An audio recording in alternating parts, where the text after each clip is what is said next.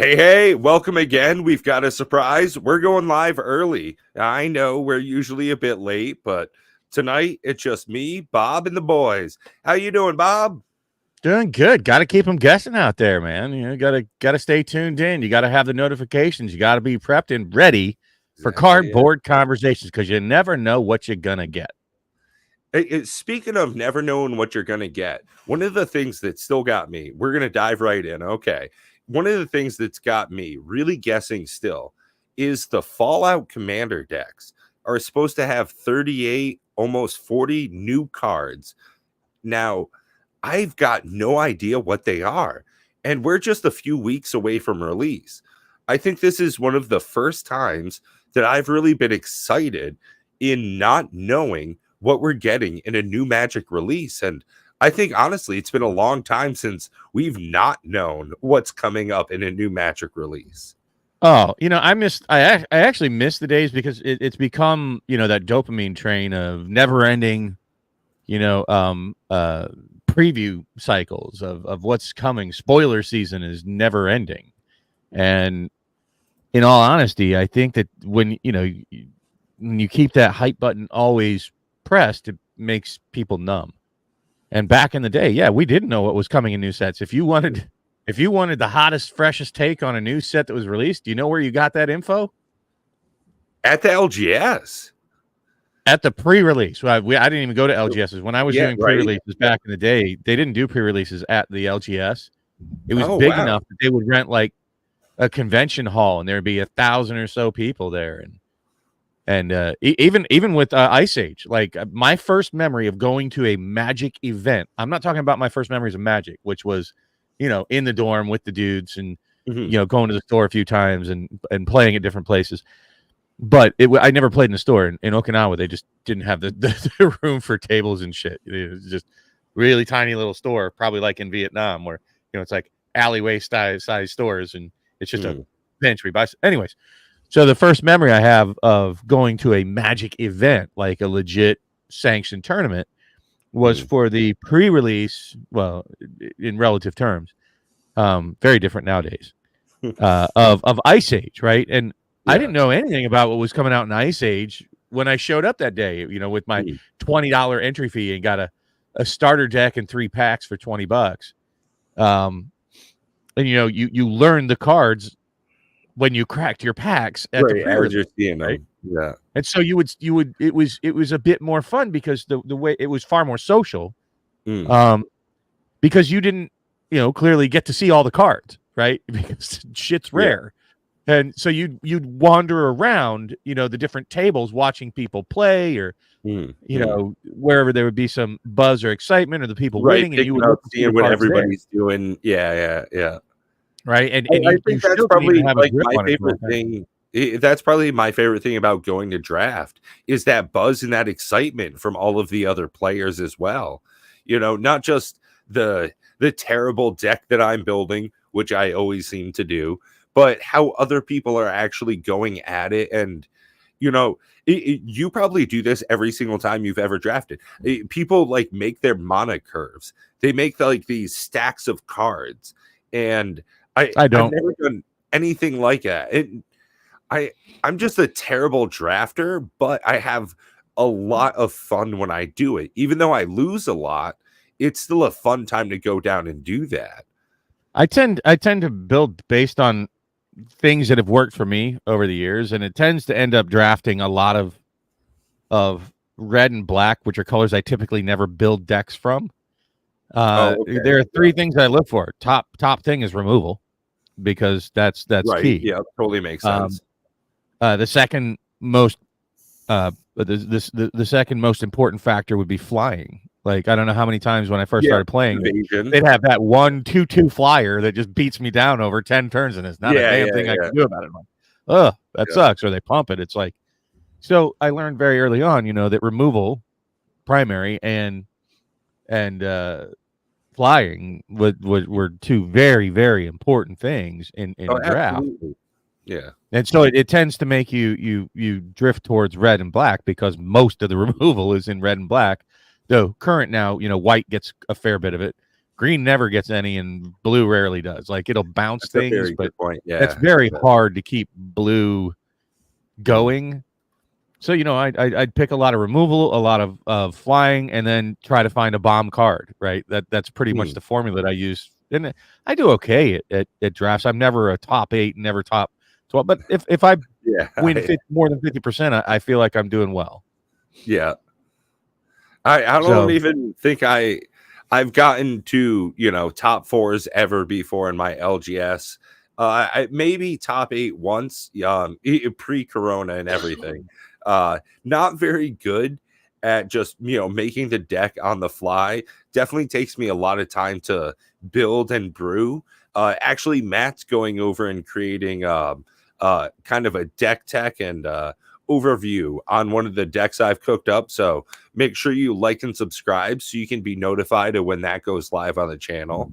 Got a couple of things that looking back over the years as far as precons, I just love how they put those together. And I really like that Magic has offered that up to us. It's an easy way to get into the game. And looking forward to the Fallout decks as well. It's interesting that one of the design decisions that they made was 4 of the precon commander decks and collector boxes only.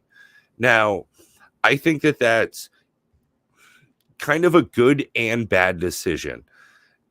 What are your thoughts on it, Bob, before we get into it? Wow. So I have a completely different take, and I know that the community's abuzz with the hype and watching the needle move straight upward. And love you too, Sherry Vegas. I'm going to caution a little bit on falling into the FOMO trap, into the buy it right this minute. If you missed it and it goes up to $1,000, well, then you missed it. A lot of people are buying simply because of the needle moving, and I don't think you ever hear me push products, whether it's Lorcana or anything else, based on that kind of movement. I'm going to stick with what I always say about Magic products: buy what you don't mind being stuck with. Let me repeat that again, loud and clear. And I think that's where you and I were going behind the scenes when I said let's just go live, because I wanted to give like a real legit. We're always legit, but I wanted to give a real-time sort of reaction between you and I about this concept, because you didn't tell me, but I'm going to bet a fair amount that the reason really that you're buying Fallout and you're so excited about it is because it's something you want. So let me ask you this question for the first time. So this is where I was ultimately going with this question. So if it goes to 0 and you have it on your shelves, how upset are you going to be that you have it? Oh, I'm going to be happy as shit. No, I'm super cool with that. Okay. I really want people in the audience to listen to that. I really want everybody that listens to us to really, truly hear that. I think a lot of people make the mistake that I'm all about the finances, and that's not true at all. Hey, what up, TCG dude? Yeah, TCG. Yeah. But you know what I'm saying? That it's best, and you'll feel the best about your Magic interactions if you're buying the products that you don't mind being stuck with if they bottom out to 0. That's how we should be buying Magic in today's market. This to me, honestly, the large majority of the Fallout release, at least my interactions with the collector boxes, is going to be similar to a bobblehead or a vinyl record of the soundtrack to Fallout 4. This is going to be something I have an entertainment value the first, second, third, fifth, 12th time I look and touch it. And then on top of that, when I get to have it on one of my shelves, when I pass by it in trespass to my bathroom or my kitchen, I'll be very excited to see that. And, harken back to the memories I have of talking to how to take on raiders, at one of the foundries with my dad in Fallout 4. It's a big bridge there. And I might actually get the chance to play Magic the Gathering with my dad because he loves the Fallout universe as much, if not more, than I do. Would you have been more excited had they had a draft box available? Honestly, I don't think so. Really? I really don't. I was talking with Josh, hometown TCG earlier, and I was telling him how I really disagreed with his opinion on the Fallout release. And I think that this is probably to fill me in. I think this is probably the best way to do Universes Beyond like this, is to have the commander decks to entice new players in, probably new to Magic or unfamiliar for the most part. The commander deck's pretty easy entry point, 50-60 bucks. You get that little sample deck, the sample pack in there, so you get a couple of cards, you get that little ripping experience. Whereas the collectors, it's going to be just the higher price and higher payoff for it. If you're new to the game, you don't care about alternate art. You don't care about these different frames, the full borders, right? You just want to be able to learn and know how to play the game. Even if you saw the same card 2 or 3 times in different versions, you might be still not knowing how to play the card. Whereas a collector, you're seeing Crucible of the World in 2, 3 different types of versions. And that's great for the collector aspect of it. And I think that for me, that's what drives me to enjoy the collector release for Fallout so much more than I did for the other Universes Beyond, is the treatment that they're doing just for this, just a very streamlined release. And then on top of that, it's just the same cards you can get in the collector boxes are coming from the decks. So you can skip past the decks as the collector just by the collector boxes. If that's what you're chasing after, if you want to open those, you can have that more premium experience with the base level tied into it almost. I don't know, Matt. You've been kind of quiet about it. What are you thinking? I'll be honest, I didn't even know there wasn't play boosters. When I was shaking my head, I was saying no to draft and yes to play boosters, but I didn't realize it was just collector boxes. Yeah, just the commander decks and collector boxes. So, I mean, that's a very interesting point. 2 things there with you, Matt, is that number one, you guys know I am not a fan at all.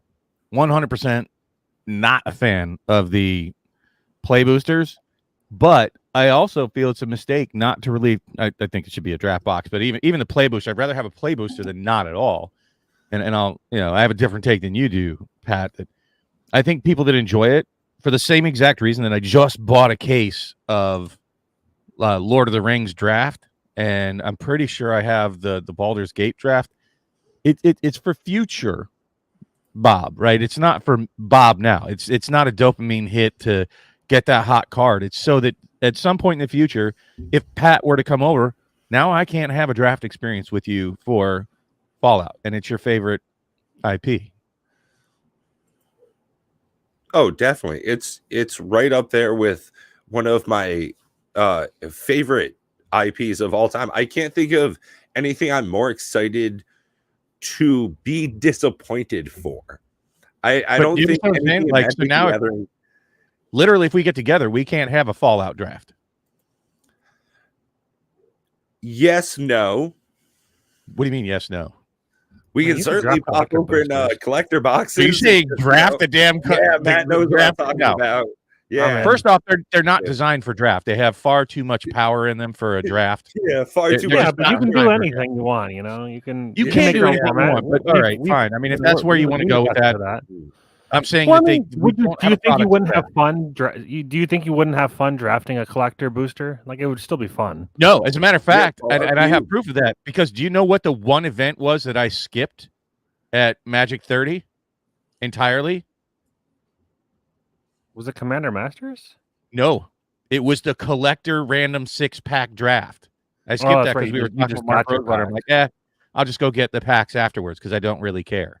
Hey, Matt, do a bright colored background for me, would you? Okay.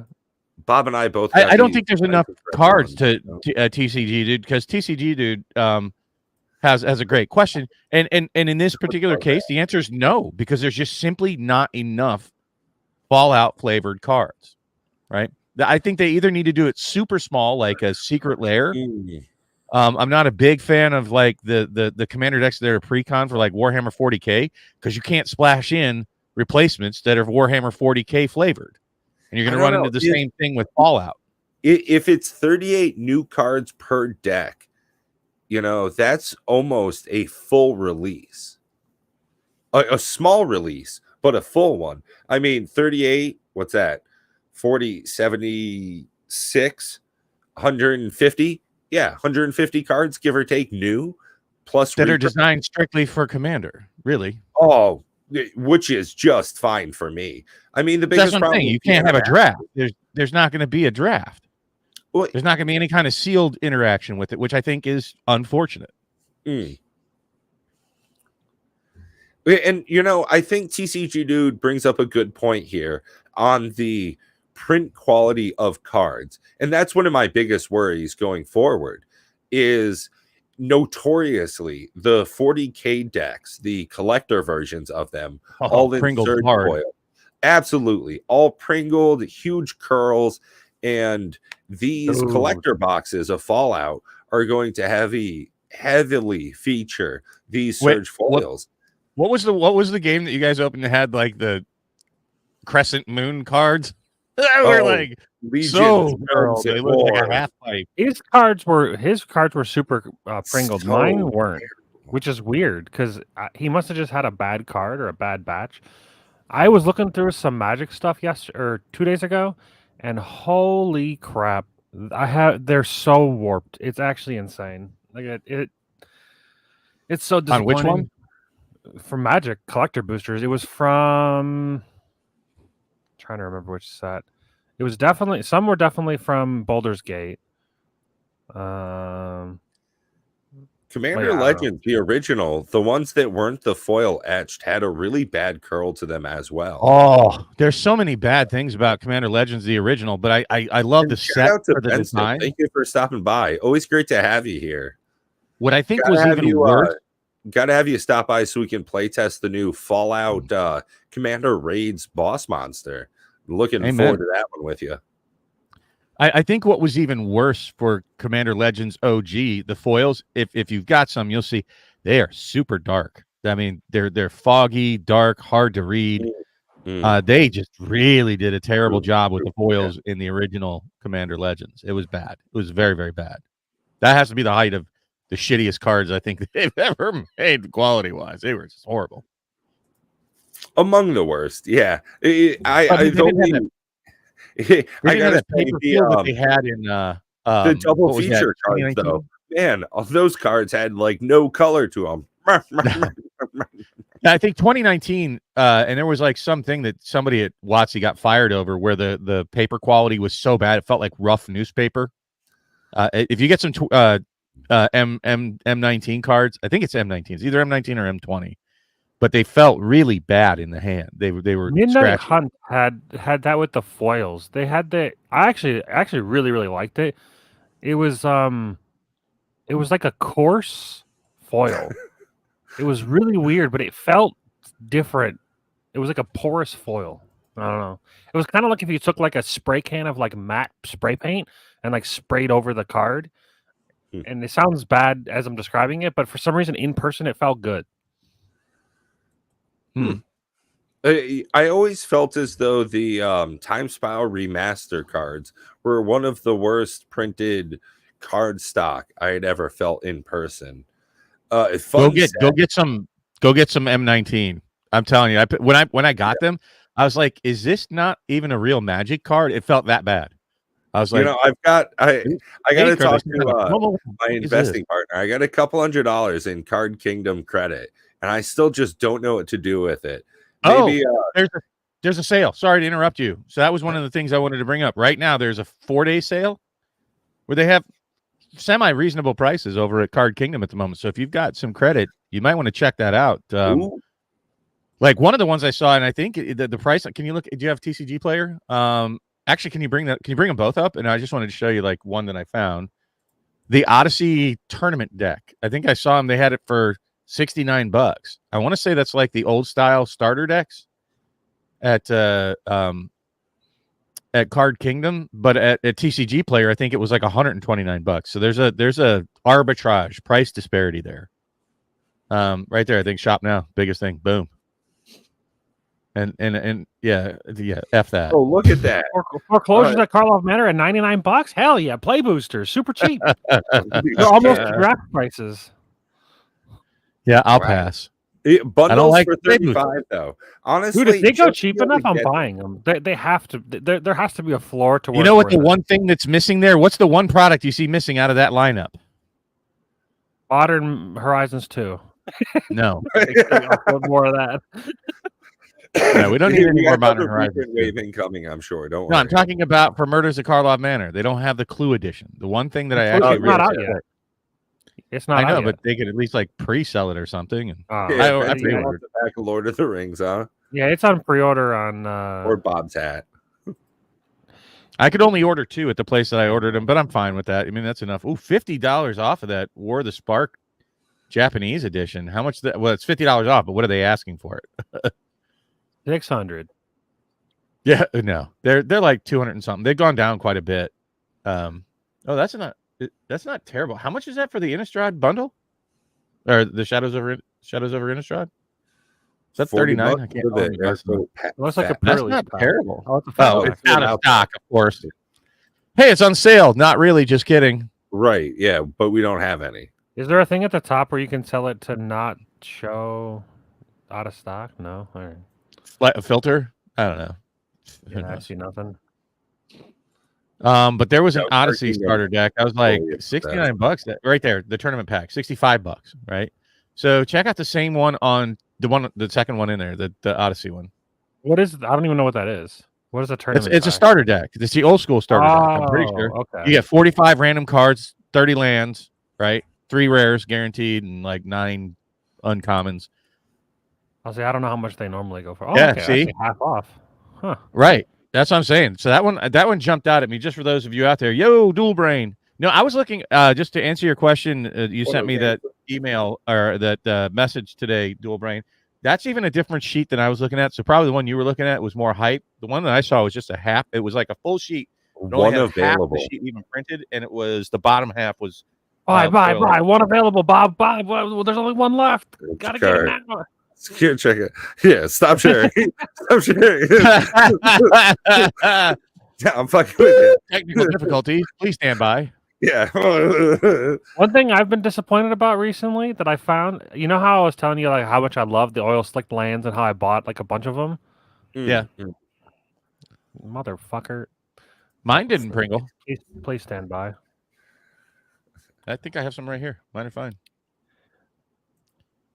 They're warped. Right here. All of them are like this. I can tell they're so warped that even when I bend them back, I can tell in the deck when I'm about to draw a basic land. Mine didn't warp like that. Yeah, I don't know. Damn, here. It's unfortunate. I still love the way they look. They still look badass, but like, I don't know. It's yeah. I mean, the card. You.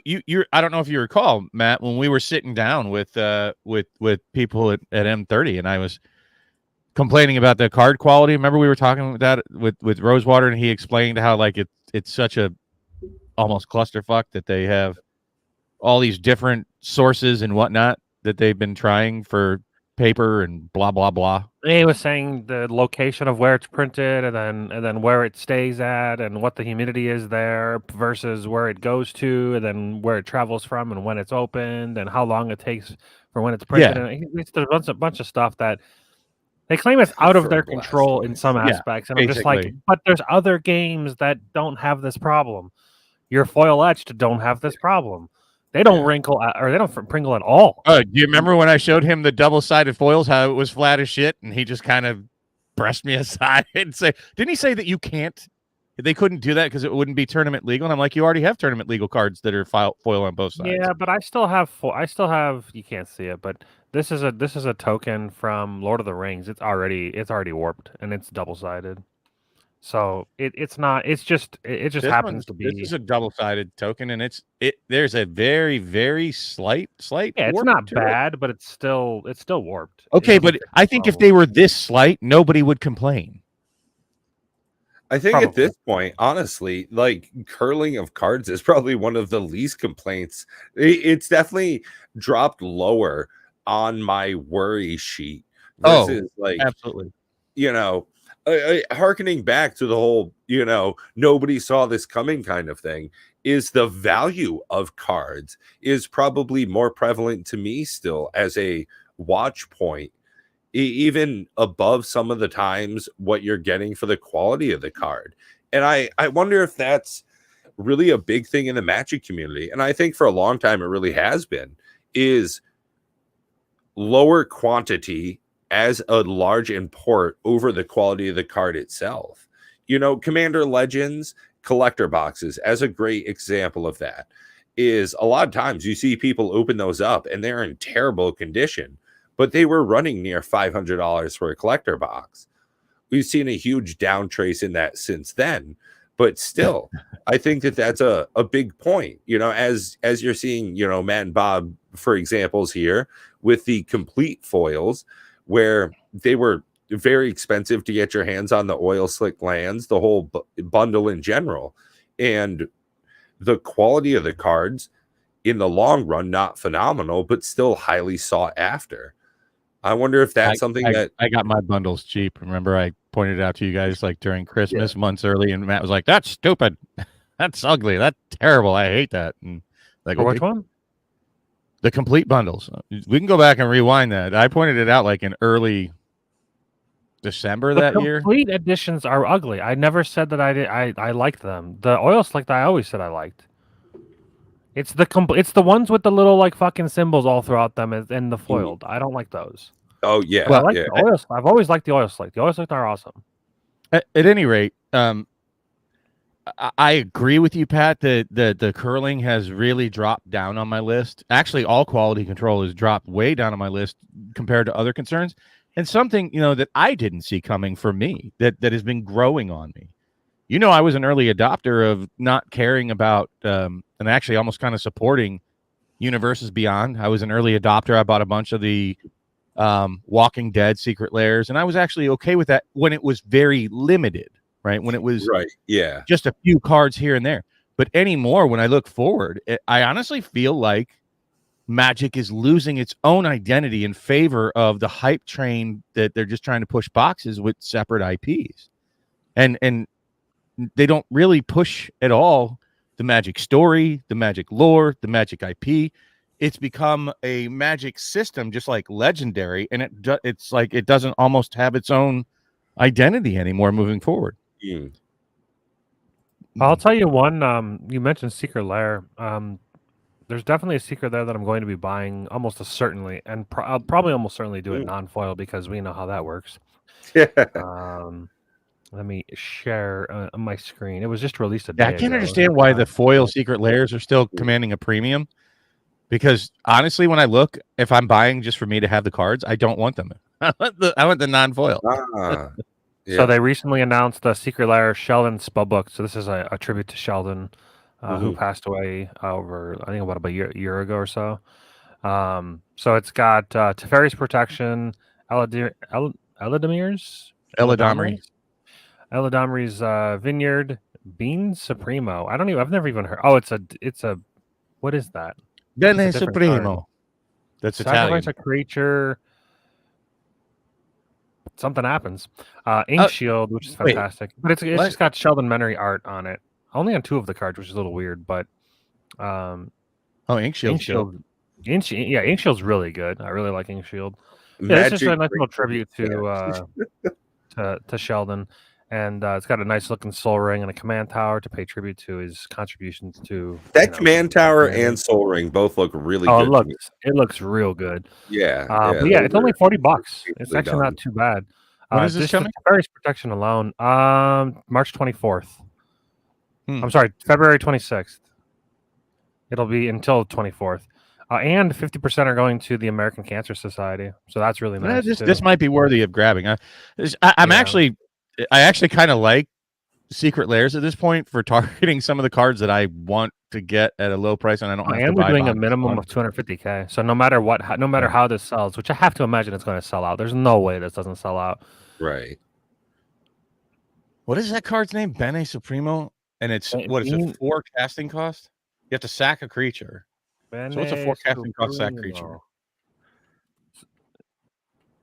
Can I get the English version? Is it Return to the Wild Speaker? No. Oh, Greater Good. Is it Greater Good? Oh, it's an enchantment. That makes sense. It's Greater Good. Sacrifice a creature, draw cards equal to the power, then discard 3 cards. Yeah. That makes sense. Yeah. So, I mean, this is actually there's some value here because I don't know I don't think Ink Shield's truly been reprinted yet. Ink Look at that. Holy crap. Though. Like, when are you holding up 5? Like, it's so good. If you ever get a chance to do it, it's so good. In black and white, you actually can. Green is the one where it always surprises me when they want you to hold up like 3+ mana in green. I'm like, are you crazy? Green's the go color. Even red is not a great hold up a lot of mana kind of color. It's a 2/1 flyer for every single damage prevented. Like it's just value town. It's not that I don't think it's good. It's just that I've never gotten to play it. Now the problem I can see with it is like you're in black white, you hold up 5 mana, somebody attacks you for like 30, and you're like, oh no, I'm gonna die, Ink Shield, and then they're like, oh no, Swan Song. Yeah. It's right. You die.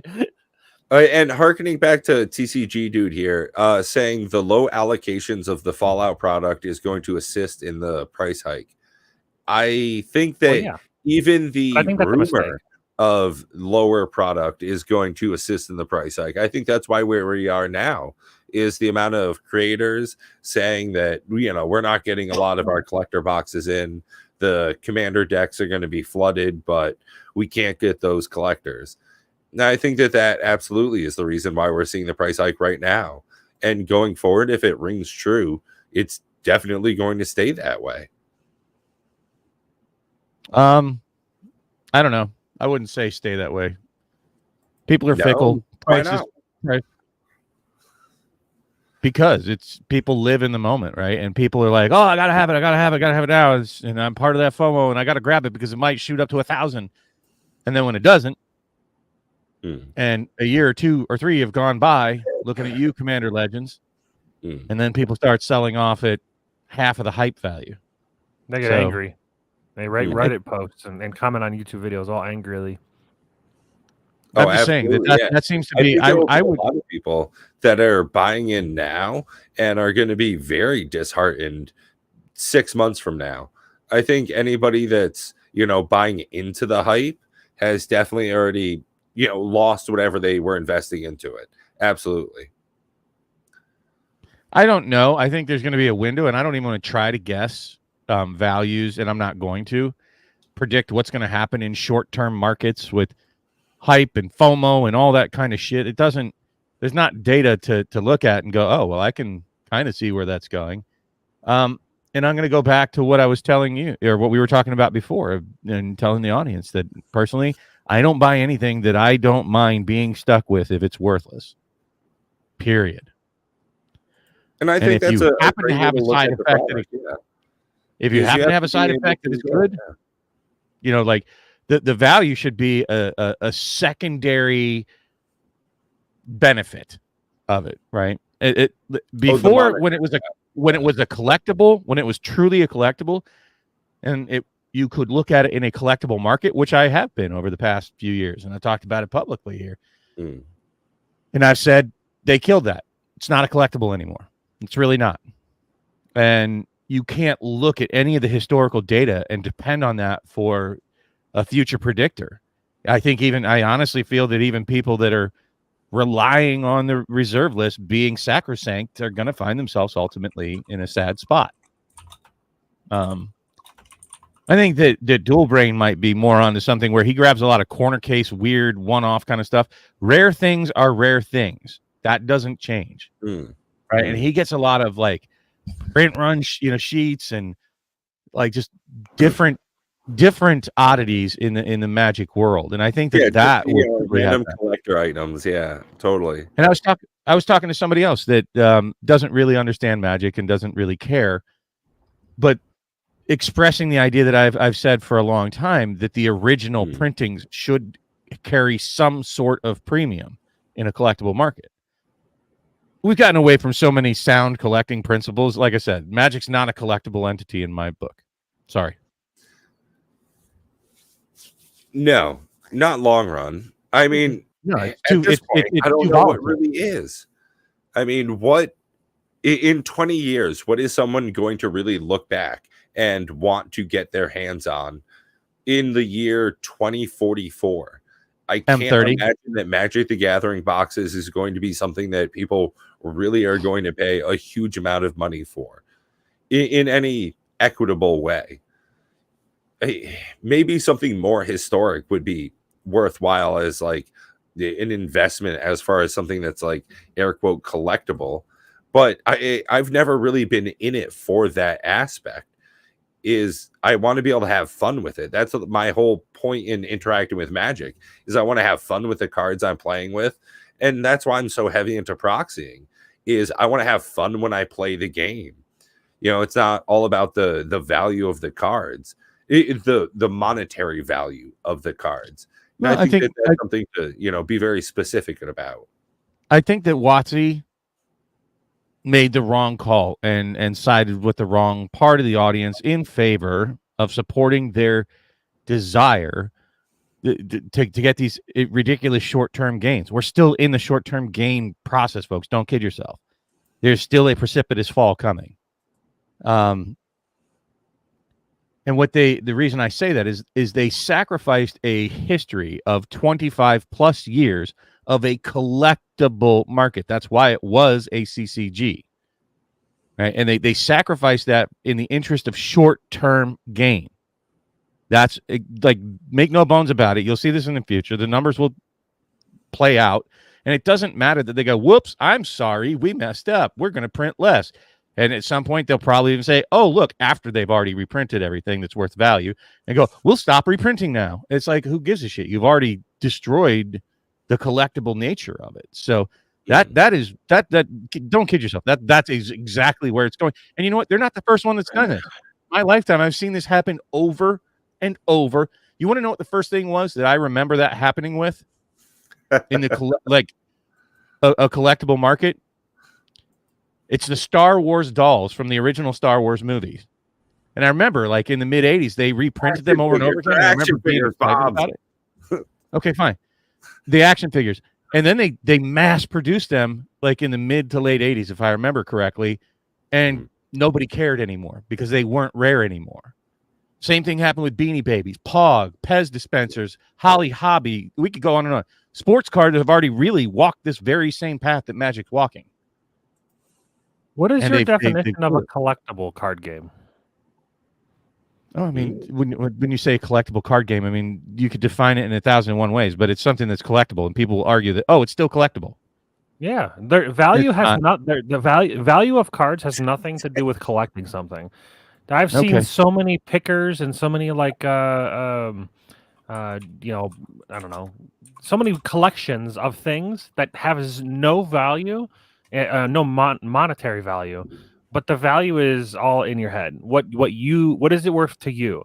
So you can still collect these cards. It is still a collectible card game, in my opinion. Sure. Fine. I can collect napkins at paper napkins at restaurants. Yeah, you can collect the napkin from every restaurant you go to. That's an absurd argument, and basically what it was something that had financial value, Matt, that over time, because they didn't make it because it was rare and scarce, and they've overprinted it. This happens often with collectible items. It's a history of collections. Matter of fact, most things follow this same path when they can.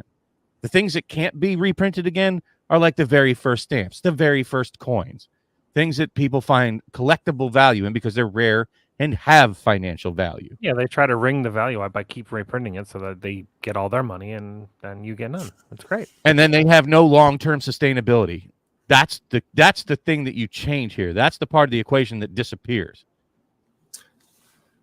They could have stretched it out much longer, but disingenuous not calling it a collectible card. Like, what else would it be? It's not disingenuous. I think that they have killed the 25-year track record of responsible reprinting by reprinting to try to wring as much value out in a very short period of time when they really didn't need to, because this IP was doing well prior to them doing this. What wasn't doing well was Hasbro overall, and it needed to buoy up and prop up the parent company.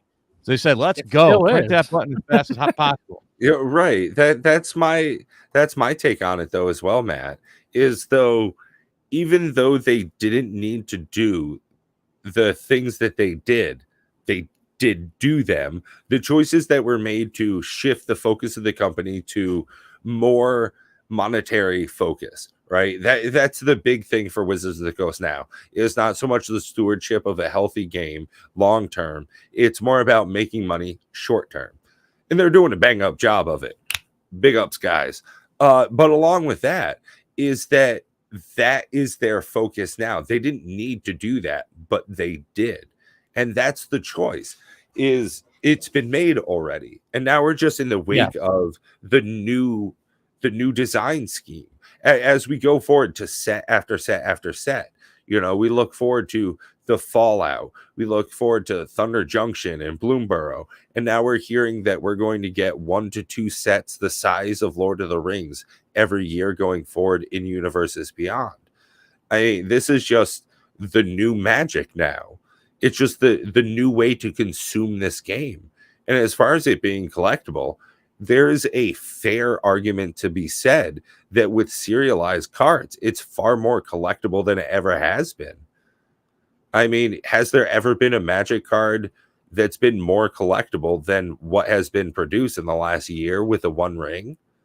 But you're taking that market that you used to have millions of people able to participate in, because each of the hype, even Mythics, they would print 1 million copies of that. So there were a large number of people that could participate and reasonably collect the game. You have now taken that out of the hands, and I don't know anybody that's collecting full sets of serialized cards. Nobody. So I would disagree in the nature of what it was. And when I say collectible in that nature, I'm not talking about a collectible single item one of one ring. You're taking it out of the hands of the masses and putting it in the hands of the very, very few. And it's not all that collectible because it won't be on the lips of everybody. There won't be that many people participating. And when the game ultimately dies off from being printed, by meaning dying off, that the hype goes away. And when that does, then the interest goes away and the value in those collectible items goes away. Well, and I think Coach makes a good argument here saying MTG is still collectible, not to the level we all may want it to be. People are still very into collecting it in a different way. And I think that harkens to a good change in how people are collecting Magic nowadays. It's not about, I can't get Luminous Broodmoth. Oh, I can't get a Triome. I can't get Muldrotha. No, you can definitely get cards, the base version of cards, but the specialty versions, the variants, the Phyrexian or Surge foils, those are going to be the ones that people are going to be chasing after as far as collecting. I'm going to disagree with you because when you watch any Magic the Gathering collection videos, they're never with the new cards. It's always old sets, period. And as far as what we're interacting with now, it's not like we're talking about next month, the new old set that comes out, because we're in a different era of Magic now. So It's hard to compare it to our older sets. Look, I'm going to tell you this. Back in the day, because I was there when they came out, I was collecting those sets. Lots of people were collecting those sets. Guess what? 25 years later, people aren't collecting the new sets. They're still collecting the same sets I was collecting 25 years ago. And there's a reason for that. I think you need to change the word. I don't know what word you would use. But you keep using the word collecting, and people are collecting a new set. They're buying them. I think that just buying them and having them in your collection, like I don't refer to my collection as a set of cards that are like one of 15 or collecting them one by one. They're just my collection. So like maybe that's where I'm getting lost in the terminology. Maybe it's just terminology, but there has to be a better word that you're saying. Set collectability. People used to do set collecting. That's why you could even change in, and they still had on MitGo full set collecting, and they're still out there. It's just nobody gives a shit anymore. Yeah, I definitely think that I've by never. and large, set collecting for the entirety has probably gone by the wayside. I only know one person that's ever really done that in the modern era, and they're definitely an outlier to say the very least. Why would you want to buy the bad cards of the set? That's just confusing to me. Right. I think at one point, maybe All when right, I was like, look, young, I can't explain think it I to you would've if you liked it. like. They took a formula that was successful for 25 years and absolutely decided to change it. Period. I don't think anybody can argue with that.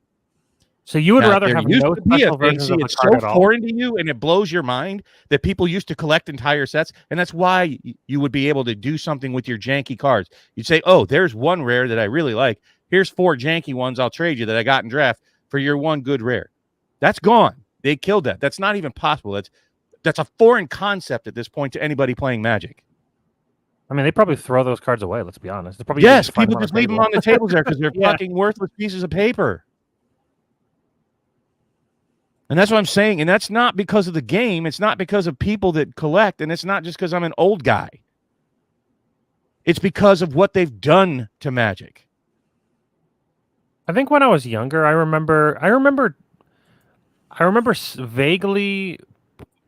Yeah, I think it was Yu-Gi-Oh! Is where I try to remember when I actually did try to collect a set of something, and I wish I would have done it because that would have been fantastic because it was like original Yu-Gi-Oh! I wish I would have kept the cards that I had. I gave them away to a family member because he was young and he was like, "I want to get into it," and I'm like, "Okay, I'm done. So you can just have them." That was stupid. But anyways, I remember having a binder of the page binders, and I remember ordering them by number. I don't necessarily know if I was trying to collect the cards. I can't remember, but I know I ordered them by number. So I did something along the lines of what you're talking about. And you actually see this in Lorcana, and I think that that's healthy. Well, but in order to do what you want them, if you want that to happen, they have to stop printing all of the cool varieties. But that's boring. That's super boring to me. They stop doing that, I don't even think I buy Magic ever again. So like you'll have two sides of the fence. You have one side that they'll be happy that you can collect sets again, and you have the other side of the fence of people like me that like the special versions of cards. Okay, we'll see where it ends up. It's a give and take. I agree with you. What you're saying is there's consequences to what they're doing. But I think it's clear that they've changed a successful formula. Well, no matter what they do, they're not going to please everybody. That's the problem. Oh, thank you, DJ. Hey, what up, DJ? No, I agree with you. I think you nailed it on the head, Matt, that you cannot make all of the people happy all the time. And I'm going to shift a little bit, and I'll try to put it in these terms. I don't know if you're watching the Elon Musk Disney freaking controversy thing with the whole woke DEI, blah blah blah blah blah. Never heard of it. But this guy made a very good point. Well, I think everybody knows Disney's gone woke, like super woke. Like I think it's the most woke company. Like they blow WotC out of the water, and it has not done very well for them. They've lost like half of their value of their shares.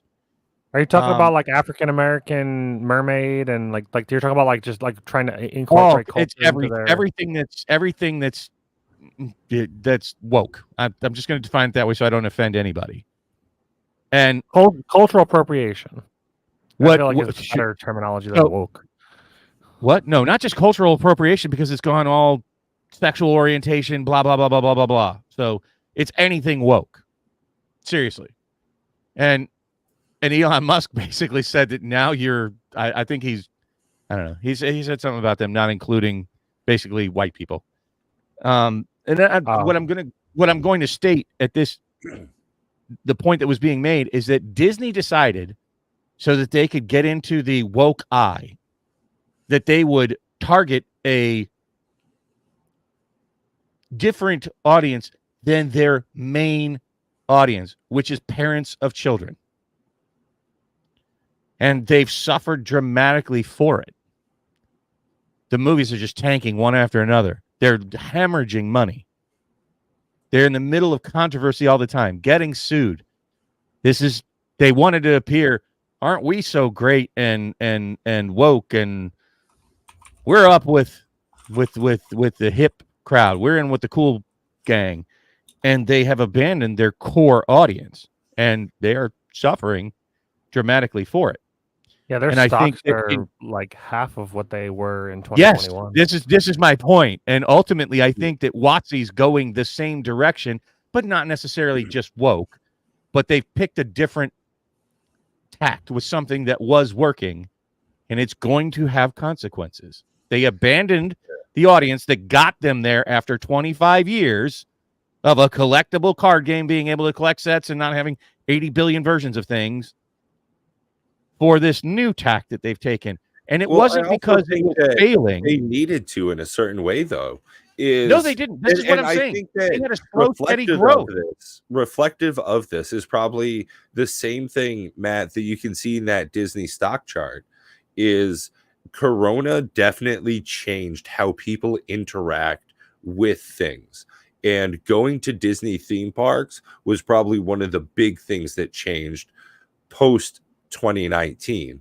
And I think that Magic the Gathering as well had and must continue to change. And I think that, Bob, it's good to say that they've continued doing good things based on the good things they've done. They've also messed up a lot of times. And I think that is something that we have to pay attention to, is that they've done poorly a number of times and have steered their ship good afterwards. And I think that that's something going forward, we might not have that same leadership. And that's what's I'm going to agree with Matt to answer TCG dude's topic. Yes, absolutely. It's unfortunate that it's so cookie cutter that the best character to start a ladder season with is the Blizzard Sorceress. It's just like you're going to get like the one rare. Yep, me and Matt are 100% in agreement. The teleport and the Blizzard are just, they're too good. And when you finally beat Hell, the first thing you want to try to get is the Cold Sunder charm, like just so you can, like that's basically the formula. On day one, try to get as far up as you can, beat Hell as fast as you can, start farming the terror zones until you get a Cold Sunder charm, and then you're basically off to the races. Make double spirit, get yourself a Viper of the Magi, socket it with like a topaz. Make yourself, obviously get a Shaco if you can. A lore helmet. Make a lore helmet, yep. You want to get War Travs. If you can't get War Travs, you can get... Oh, good luck getting that. Alder's boots, you can get... honestly, all you need are run speed boots with some Magic Find and a couple of resists. Honestly, that's what you need most. You want to get some... No, the gauntlets. Damn it, the light gauntlets. Mage Fist gauntlets? Mage Fists, yeah. They're honestly the best for because of the regen in the mana. They give good mana regen, they give maximum mana, and they give Magic Find, so you can't really complain. TCG dude, completely opposite idea. You could just get Last Epoch and just have a great time playing that instead. Different the thing with Last Epoch is I'm not 100% sure if the ladder matters.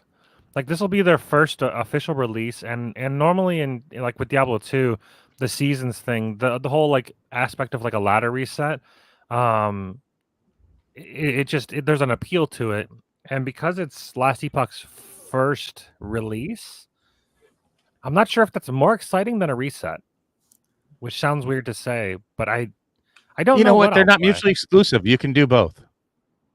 Well, they're coming out within a day, so like it's kind of hard. I know, but you can still do both. Yeah, but I don't like the split focus between games. Well, I mean, first of all, we were answering a very specific question. He asked about the best character to use. I don't know if you want to pull up his question but he put for efficiency. Like that. That's a very clear answer, right? Like that last part of it. What will you suggest for efficiency? Yeah, for efficiency, there's no question.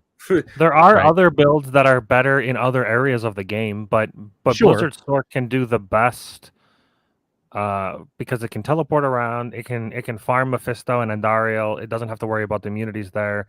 It does crazy good damage with low investment of gear.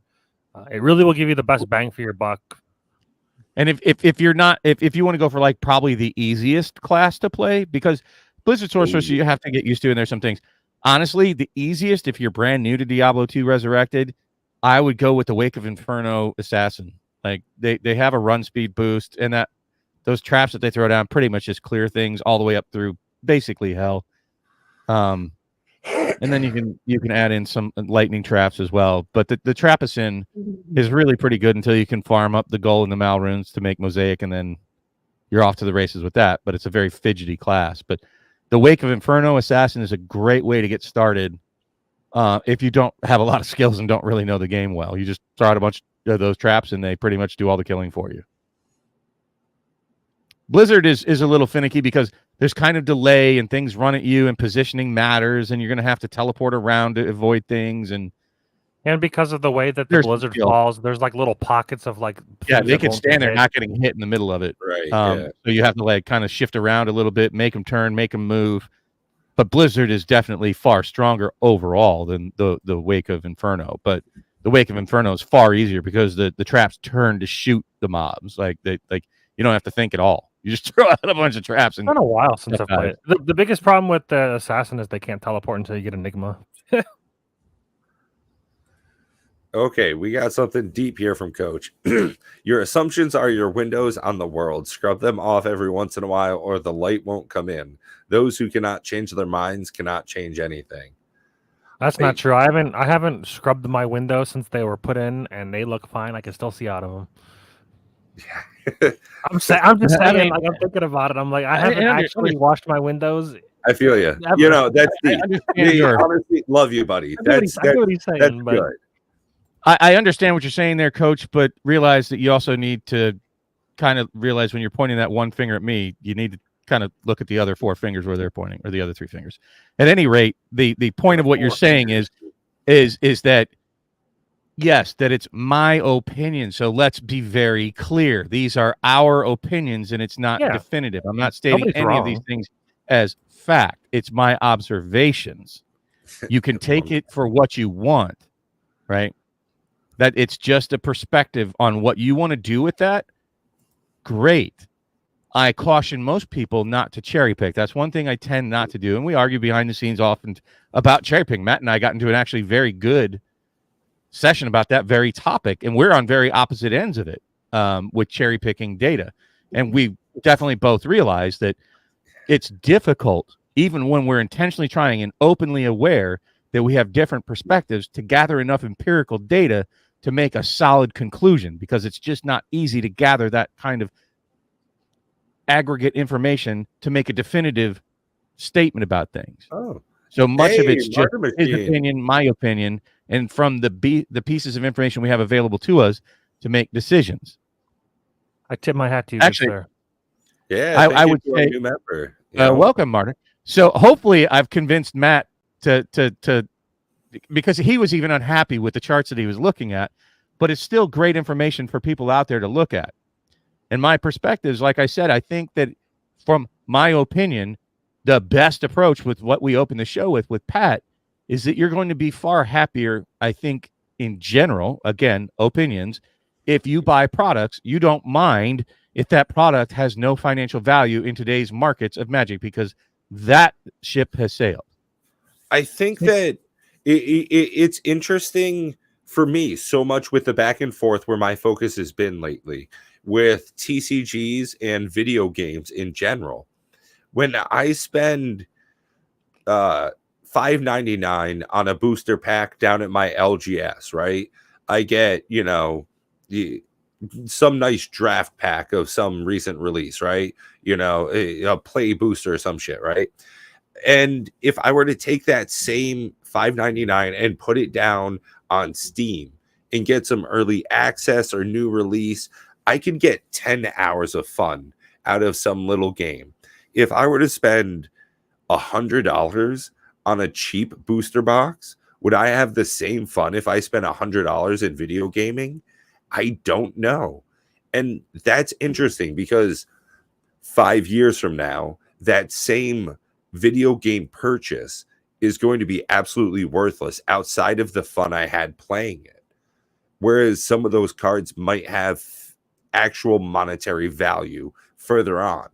And that's still a difficult thing for me to parse. But I'll be honest, I probably have more fun in playing a lot of video games than I do in purchasing cardboard for playing a TCG. And I'm not as worried or attentive to the value of it because of that entry. When my focus going in has changed so much. Oh, for me, opening cards, I do enjoy opening packs of cards. It's the idea of potentially pulling something awesome or valuable.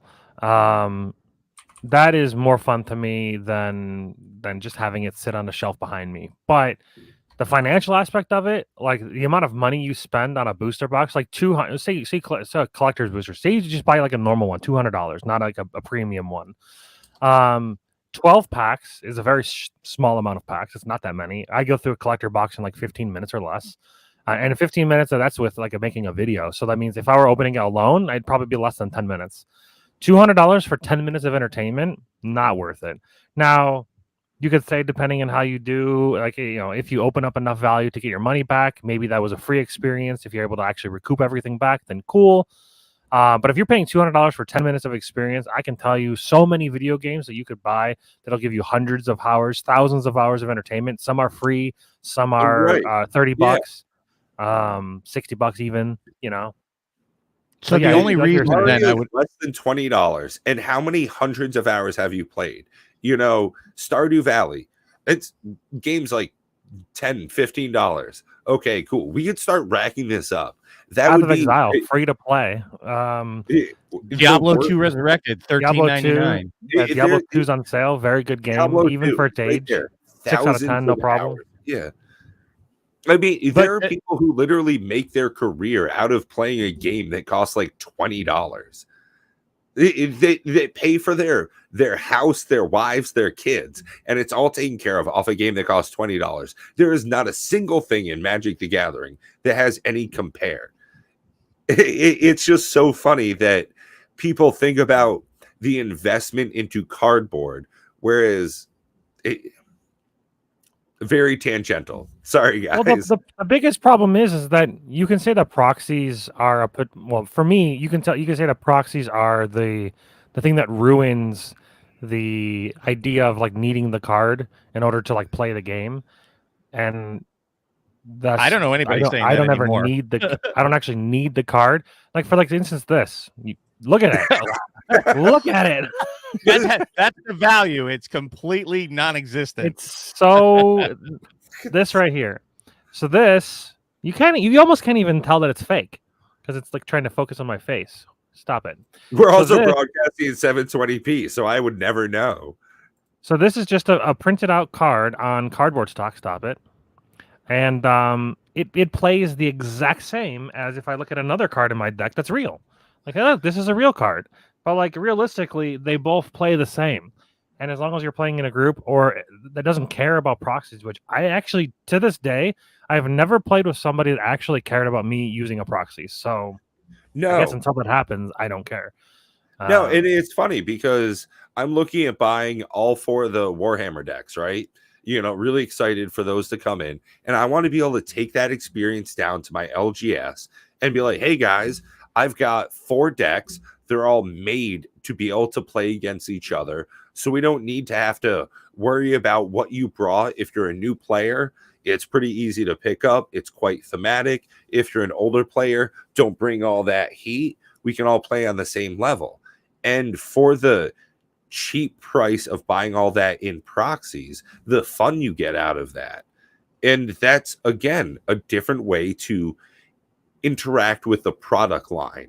Is number one, that's just not something that they make outside of the real cards. So fuck them anyways. I could tell you I would be extremely surprised if you gave a brand new person to Magic that has no financial investment in it at all a full proxy deck that they probably wouldn't care less one way or the other and just be excited to play. They would just have fun with it. Right. And they wouldn't care about the value of the cards. So the only people affected by the value of the cards are the people that have been collecting for a long period of time and have enjoyed watching their collections go up in value. Yeah, I think, and from my experience, in all honesty, when I go down to my LGS, I have about 50-50 real versus proxy decks. And most of the time when I ask people, hey, cool if I play a proxy, they're like, I don't give a shit, whatever. It's not like super broken, right? No Gaia's Cradles or any of that jazz. That's not the reason I made a proxy deck. And I started playing the cards and like, holy, can I look at that? Have you ever played with somebody that actually didn't want you to use a proxy deck? No. I just mean that my decks are about 50% real and 50% Nobody even asked, to be honest. Like, that wasn't a thing. They're like, "Are you playing with proxies? Get out of here." Like, every now and then. Well, when we were at Vegas, remember I was building a deck non-proxy just to have a deck in case somebody was like QQing about it. And nobody did. Like I literally bought cards. I had most of the cards, but I had bought cards specifically for the deck. They were all cheap. I didn't spend like a ton. You know what? The dual lands that I brought to Vegas, I didn't bring my real ones, man. Yeah. Everything was proxy. I didn't care. Nobody asked. Those were good enough in a sleeve that like nobody would even question it at all. But I didn't even care either way. Like, what are they going to do? Kick me out of a non-tournament legal format anyway? So go fuck yourself. Oh, that's right, because we were playing in a Commander raid. No, not Commander raids. What is it called? Boss Monster. Boss Monster. Yeah, we were playing in a Boss Monster event, which is like a Commander tournament where you're all playing. You're playing with 3 other people versus the Boss Monster. It was very generic. It was like a D6, pretty boring rules. You usually should check out Commander Raids. Pretty awesome, pretty in depth. Lots of playtesting. Way better version of what they were attempting to do. Really good collaborative. Those guys that made that game they're pretty smart. They they did a lot of effort into that. You guys should check that out. Commander Raids. And I hear those creators are actually playtesting a Fallout themed corrupted overseer version for the new deck. You guys told me we were going to do that tonight as part of the stream. I'm prepared. I got my hugs ready to go, so I'm down if you guys are. But Commander Raids, even if we fall in and out of it at times, understand we have a lot of different interests, a lot of different effort, and we all work full-time jobs. So, but it is still very much alive. It's still very much, a part of our lives that we're going to continue to support and create when we can. And, I push it here and there. And I think at some point, if we get lucky, it'll catch fire somewhere. Someone big will catch into it. And then everybody that's in it now can say, I was there at the beginning. I did that early on. Right. One of these days I'll update the app. I actually even ordered, which you guys don't know. This is a reveal even to Matt and Pat. Shit. I ordered something this week. Real Magic cards, folks. I buy Magic cards. What? So, do you want to bring up the commander that I shared with you guys? Because you guys are faster than this old man at looking shit up.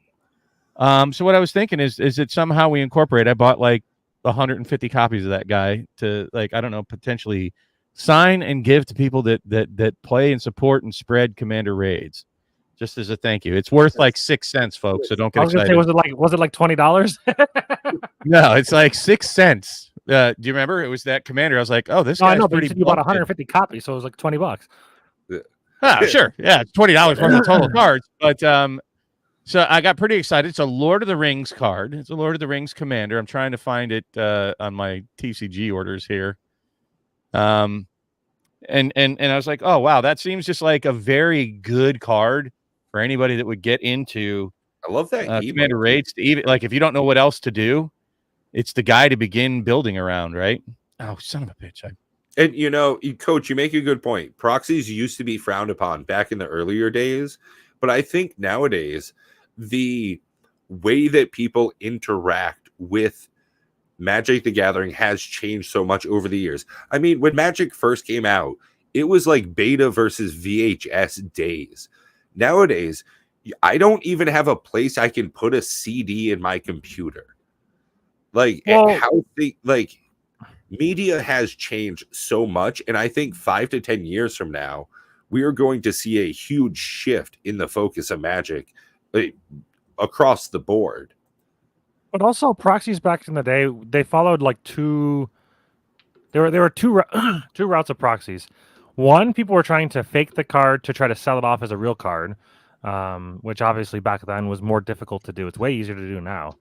And two, they were less quality, so they were like written down on the back of a card with the Sharpie. Those kind of proxies, I'm less inclined to like because they don't have any art, they don't have any name. Like it's just whatever you write. You're not going to write everything on the card. There's going to be a lot of look up the card. That shit's annoying. But if you can like print out with a piece of paper. I don't know. That's like the OG proxies, basic land, baby. Or that's why people didn't want it. Lands were harder to come by. It was like some bullshit card you'd grab that nobody would play with, like Thought Lace or something, and you're like, all right, this is actually. It was usually basic lands, but you'd write on it, like Black Lotus.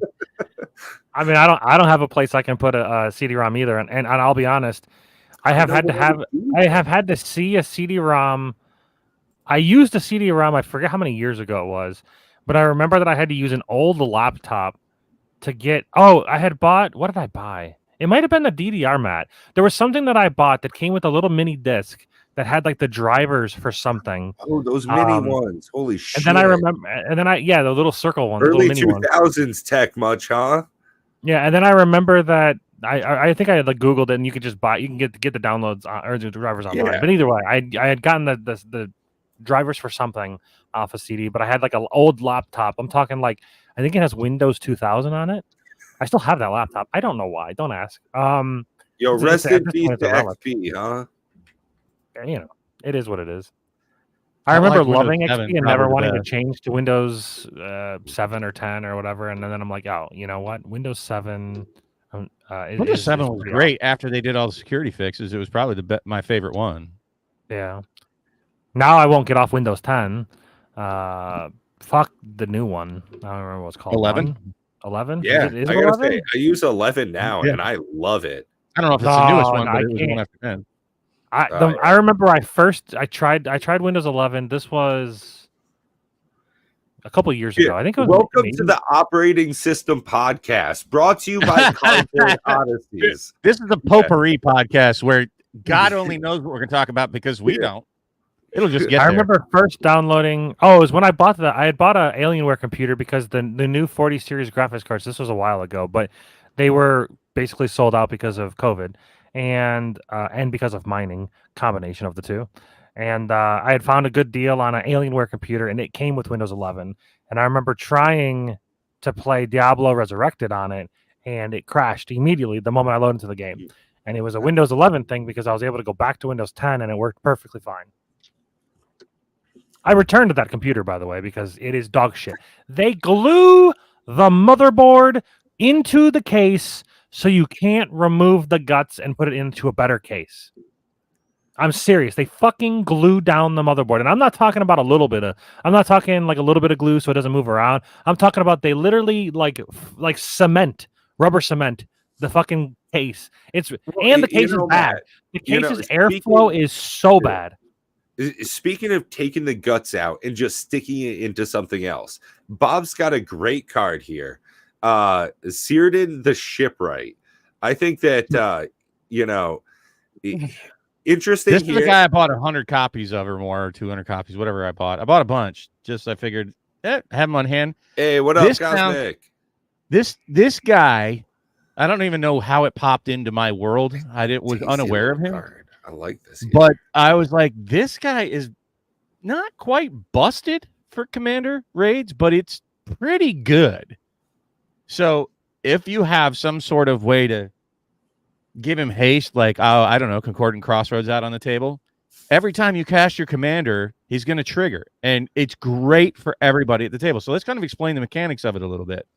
So if you have this guy as your commander for an elf deck, unfortunately it's Simic. The blue kind of throws me off. But the elf Simic here, whenever Círdan enters the battlefield or attacks, each player secretly votes for a player, and the boss monster is a player. Then those votes are, when those votes are revealed, each player draws a card for each vote they received. Each player who received no votes may put a permanent card from their hand onto the battlefield. So it doesn't benefit the boss in any way. He has no permanence and he can't draw cards.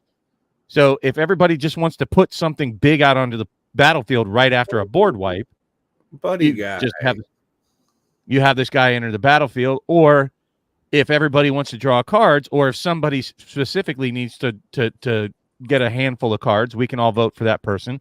It really is very flexible for Commander Raids, and I think it can actually lead to a lot of thought inspiration for newer players. And I think it's a very solid Commander you can get for like 6 cents, folks. Or if you play with us and we decide how we're going to distribute these, you get it for free from us. No. It's a secret council. You can't team. It says specifically each player votes secretly. You cannot reveal it. Okay, you're breaking the rules right, but you can choose before the game to secretly vote a specific way. Now, right. I don't. This is my commander. This is how it works. And then we. Yeah, I don't know exactly. This card's definitely really good for commander raids. It's in really great colors. I had thought about making a deck around him because you had posted the card. I was like, I can make the deck if you want. I think that every single card in the deck should be a group hug card. If you're gonna like no rampant growth. If it doesn't ramp everybody, you don't play it. Everybody draws. Everybody ramps. Every card you put in the deck, if they don't do something for everybody, you don't play it. For sure. Kyle. And I want to see how that deck does, out of curiosity. I mean, throw like extra lands. I mean, even if it weren't the most, hardcore stuff has to help everybody. I would love for that to be the theme. That would be just very I'm sorry. You can still play the rocks, the mana rocks. Sorry. Yeah. But still, for this guy's really good Jeweled Lotus commander because he's only 2 colors, and you want to get him out as soon as possible, or else he's dog shit. 5 mana is so much into the game that it won't have as big as an impact. I mean, it does something when it enters the battlefield, which is nice. But if you can get this out on turn 2. Or turn 1 even. You can do it on turn 1, but it'd have to be a pretty goldfished hand. But it'd still be really, really powerful. And you can build the deck in a way where there's ways to do it. Broke though. I'm just saying that this guy absolutely is a great card for people looking to get into Commander Raids. It's a great way to get started. He reminds me of that card that you played in your Tulane deck, Ignoble Benefactor. Is that the one? Noble Benefactor. Noble Benefactor. Yeah, he's the blue one that when he enters the battlefield, everybody just gets to put a permanent into play, I think is what it is. No, it's when he dies. Tutor. Oh, it's when he dies? He's a tutor for everything when he dies. So what's the thing? Maybe it's an enchantment. You had a card in your deck where... a lot of cards in the deck. Why don't we play? Damn it, you're making me want to play. This is seriously making me want to play some Commander Raids. But are you talking about just put one in play? That's Braids. Maybe it's Braids. Braids might just be a better commander, but then you lose out on green. Yeah, you have to play a mono blue deck. The whole reason I go with Tulane is because it's 3 colors, but honestly, the white doesn't help tremendously other than getting the Academy Rector out there so I can get Omniscience, but that's my win con, but it doesn't necessarily need to have one. There's another portal one that's Gate to Ether is another one, right, that you were talking about. Are you talking about the cards that allow people just to put shit in play? Yeah, that align with this strategy. Yeah, there's the Gate to Ether does that at the beginning of each player's upkeep. That player reveals the top card of his or her library. If it's an artifact, creature, enchantment, or land card, that player may put it into play. Ooh. So basically, any permanent, you just very good reveal it. That's a very good card, and it's an artifact. It's 6 mana though. And Commander Raids is kind of brutal on artifacts. One of the nice things I like about the tools that we have at our disposal is I'm sharing my screen here. One of the tools that I use is EDH Rec, and they even have for most commanders they have like a bunch of for all commanders they have themes. I got about half of these cards in my deck. The nice thing about this is the theme you can use is Group Hug. So some people already do Group Hug, and obviously their way is to win. One? What's the Simic one? No, on the next line. I don't have that one in here. Sail into the West. So Will the Council. Starting with you, it's instant. I like that. Each player votes for return or embark. If return gets more votes, each player returns up to 2 cards from their graveyard to their hand. Then you exile Sail into the West. If embark gets more votes, or the vote is tied, each player may discard their hand and draw 7. Oh shit! Look at that Heartwood Storyteller. Whenever a player casts a non-creature spell, so that would be basically everything that the boss monster casts, right? Why do I not have that in my deck? Well, yeah. I mean, everything they do is a non-creature spell. So everything that we would all draw cards every time it does anything. That seems pretty good. It's Yeah. pretty good. Yeah, like that's Michael not bad. I'm gonna have to put that in here. I'm gonna have to get some cards, folks. Tempted Discovery is also. I don't have that one. This card honestly just breaks the game. This might be too strong, but it is what it is. Tempt with all of the tempt cards are so freaking What good. does Arrestor of the Council do? Whenever players finish voting, I don't think the tempt is that good. Choice you voted for creates a treasure. In Commander Raids, it certainly is. What? You don't think Tempted? I don't think so. Tempted Discovery? This thing's fucking busted. Yeah, all of the tempt cards. No, search your library for a land card. Oh, this isn't the one I was thinking. Collective Voyage is the one I'm thinking of. Collective Voyage. Now that's fucking busted. Sorry. Collective Voyage. This is the one where for 1 mana and everybody can tap a bunch of mana. Even on turn 1, if everybody just plays a land, we should probably ban all of the joint focus cards, joint forces cards, because they're all similarly busted. It's very strong. I don't think we should ban anything, and we should let the players decide. I agree. Yeah, this looks like my deck, folks. Also, because in all honesty, it's the easiest way to host the format is that we just don't, curate it as much. Oh wait, what's Elrond do? Whenever Elrond of the White Council enters the battlefield, each player secretly votes for fellowship or aid. Then those votes are revealed. So this one says each player. So I don't know how the raid monster would vote, but for each fellowship vote, the voter chooses a creature they control. You gain control of each creature chosen this way, and they gain. This creature can't attack its owner. Then for each aid vote, you put a 1 counter. Oh, that'd be terrible for raid control. That's not good. Yeah, it's not very good. It would. I need to get the new Trustani though. I like Veteran Explorer. That's very good. Plea for power. Starting with you, each player votes for time or knowledge. If time gets more votes, take an extra turn. If knowledge gets more votes, draw 3 cards. Not very strong. You could guarantee whatever you want, but still, not very strong. Edric, Edric's very, very good. We already know this. I need to put him in my deck. Yeah, Edric's he'd be very good in my deck. I don't have him, but isn't he expensive? Nah, shit surprising. He's $2.84. I need to get him. The Magus of the Vineyard. I think I don't know if I added that. I think I have that. I think I need to put that in. Zenith Chronicler is not bad. Whenever a player casts, there's the Noble Benefactor. Each other player draws a card. I can already see the Noble Benefactor down there. Yeah, Noble Benefactor, 3 mana. Whenever he dies, everybody tutors. Druid of Purification works well in Commander Raids. In general, I like the card. It's fun in a very aggressive way. You're making shit happen. Which one? Druid of Purification on the left there, the green one. Starting with you, each player may choose an artifact or enchantment you don't control. Destroy each permanent chosen. I mean, Mirkwood Trapper's pretty good. He's like a global buffer. Whenever a player attacks, if they aren't attacking you, that player chooses it's only 1 attacking creature. Never mind, it's dog shit. I thought it was all of your creatures get +2/+0. And I'm like, that's really strong. Yeah, Tempting Worm. Each opponent may. That's actually, I thought it was bad at first, but you know what? It's a 2 mana 5/5. Yeah. 2 mana 5/5 didn't do nothing. I don't know. That's a lot of early beats. It's not a bad 2 mana creature. Yeah, but when you have the Mole God 4 mana for an 8/4, you're kind of like, it's pretty good too. Yeah, but that's not double the mana. Yeah, Progenitor Mimic is just a strong busted card to make copies of shit. So these are less. Each player reveals a top card. You may put the reveal card in the owner's graveyard. If you don't, each player draws the card. So that's just everybody draws a card. That's kind of it ties up a blue mana every turn, but it's cheap. Shizuka. There's my Wampus. Hunted Wampus. Yeah. More of us should probably play the Howling Golem, right? Isn't that the one? When he attacks, everybody draws a card.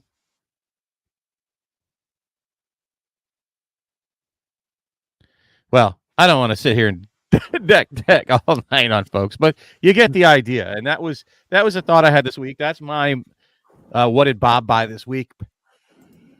Excuse me.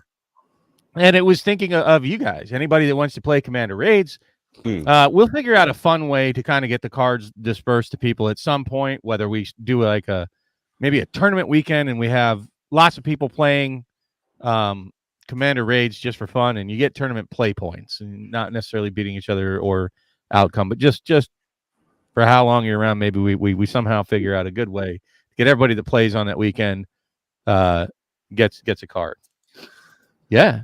No, I buy stuff. I tell people all the time I buy stuff, Tortoise. I think people don't tune in when I'm saying that, but I buy Magic cards, folks. It's the same thing for me. A lot of people think that I'm always poo-pooing on Magic the Gathering, but I'm spending more than $500 on Fallout boxes coming up here.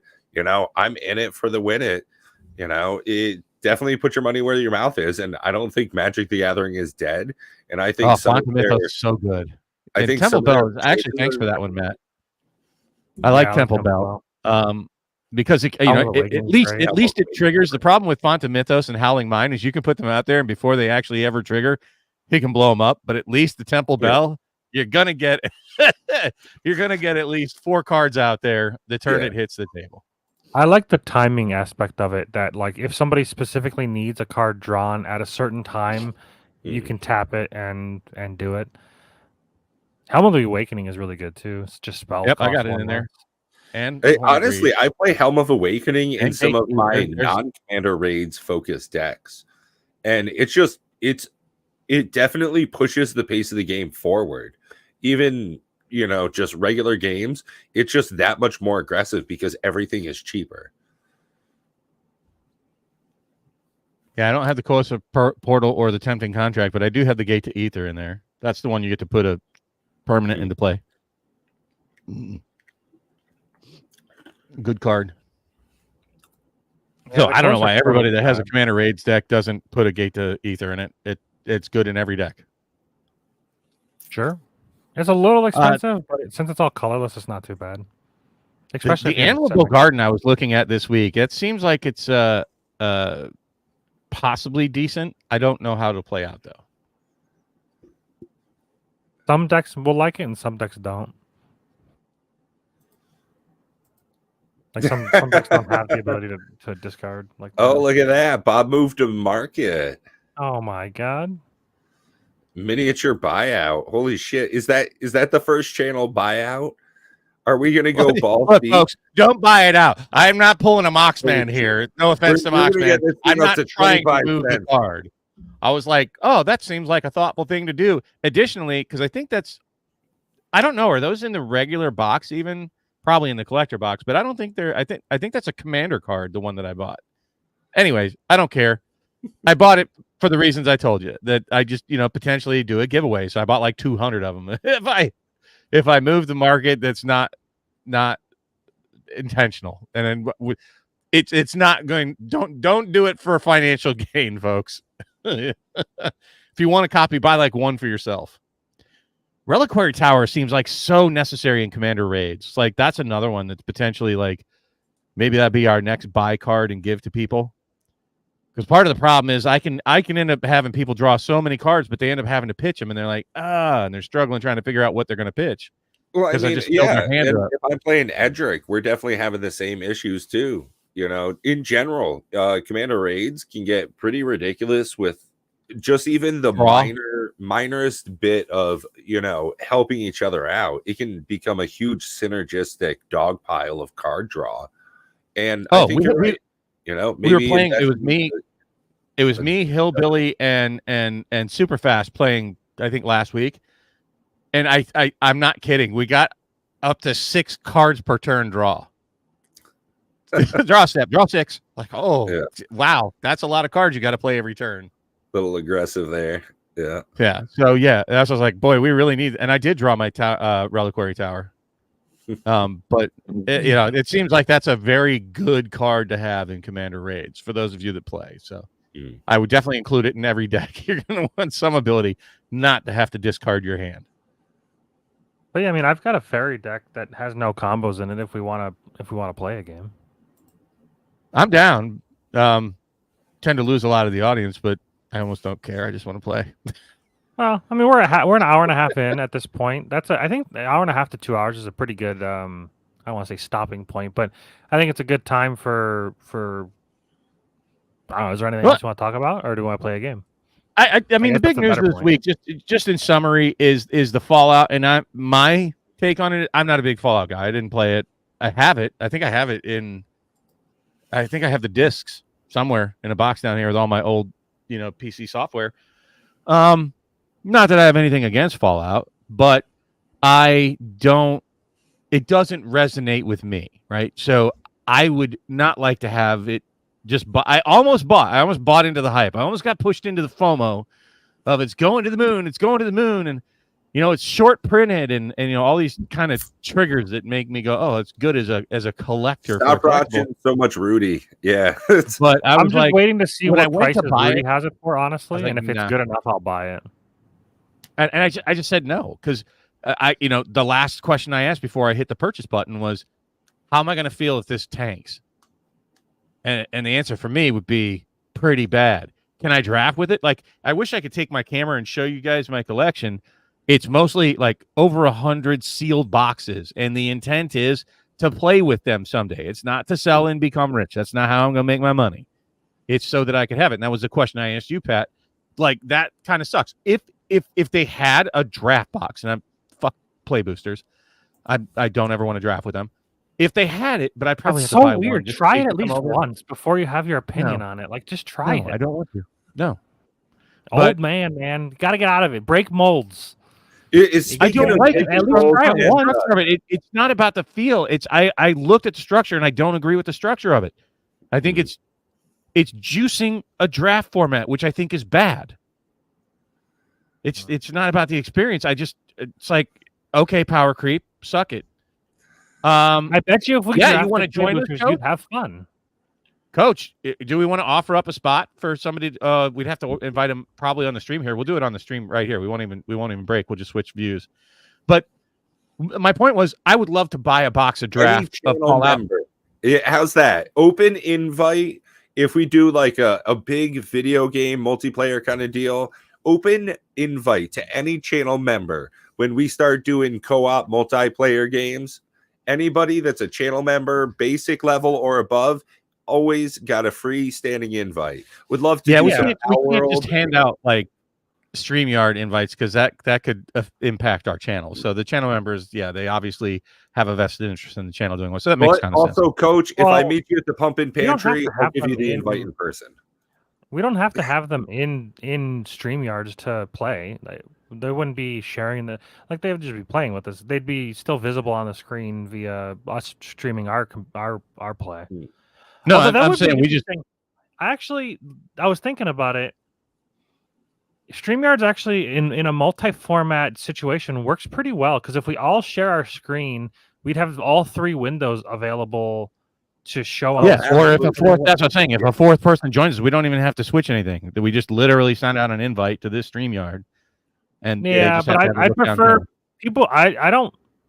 Unfortunately, I don't trust people enough. Now that we're fully mono. Oh yeah, did we even announce? Well, but that's why I agree with Pat. With like, I don't like the shady just members only thing. But at least the members show some level of they have a vested interest in our channel doing well. So hopefully they'll behave themselves and not say things that'll get us banned. Well, say things or just flash pornography, because they're sharing their computer screen. I don't think the channel members, if they're willing to throw money at us every week, $1 to keep doing what we're doing, even if it's $1, right? That the channel members. No, what I mean is they're going to. That just means that anybody that donates $1 can get our channel banned. That's the problem. If we trust anybody that can put $1 into our, I would say that long-term members also, can maybe. The thing about StreamYard is that every time we stream, it's a random. Yeah, the StreamYard link doesn't matter. It's a different. What I'm saying is that they just suddenly show their camera, and their camera's just actually full of porn, right? And they're just jerking off, and then you're like, okay, well now we're banned. Like, you can't. We have no buffer. I would prefer never to do that.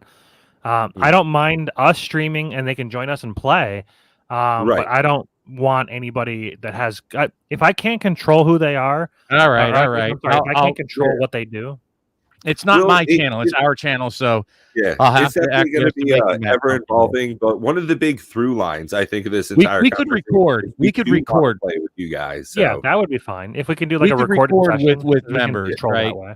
Yeah, and just to keep it in. All right. So at any Plus, rate, we can do some cool editing and After Effects that way. I'm just going to go ahead and switch my setup to get ready to play. The only, like I said, the only things that I wanted to talk about realistically this week was the whole FOMO behind Fallout, and the big message that I have is I don't have a problem with you buying into it out there if it's something that you'll enjoy, even if it's worth $0.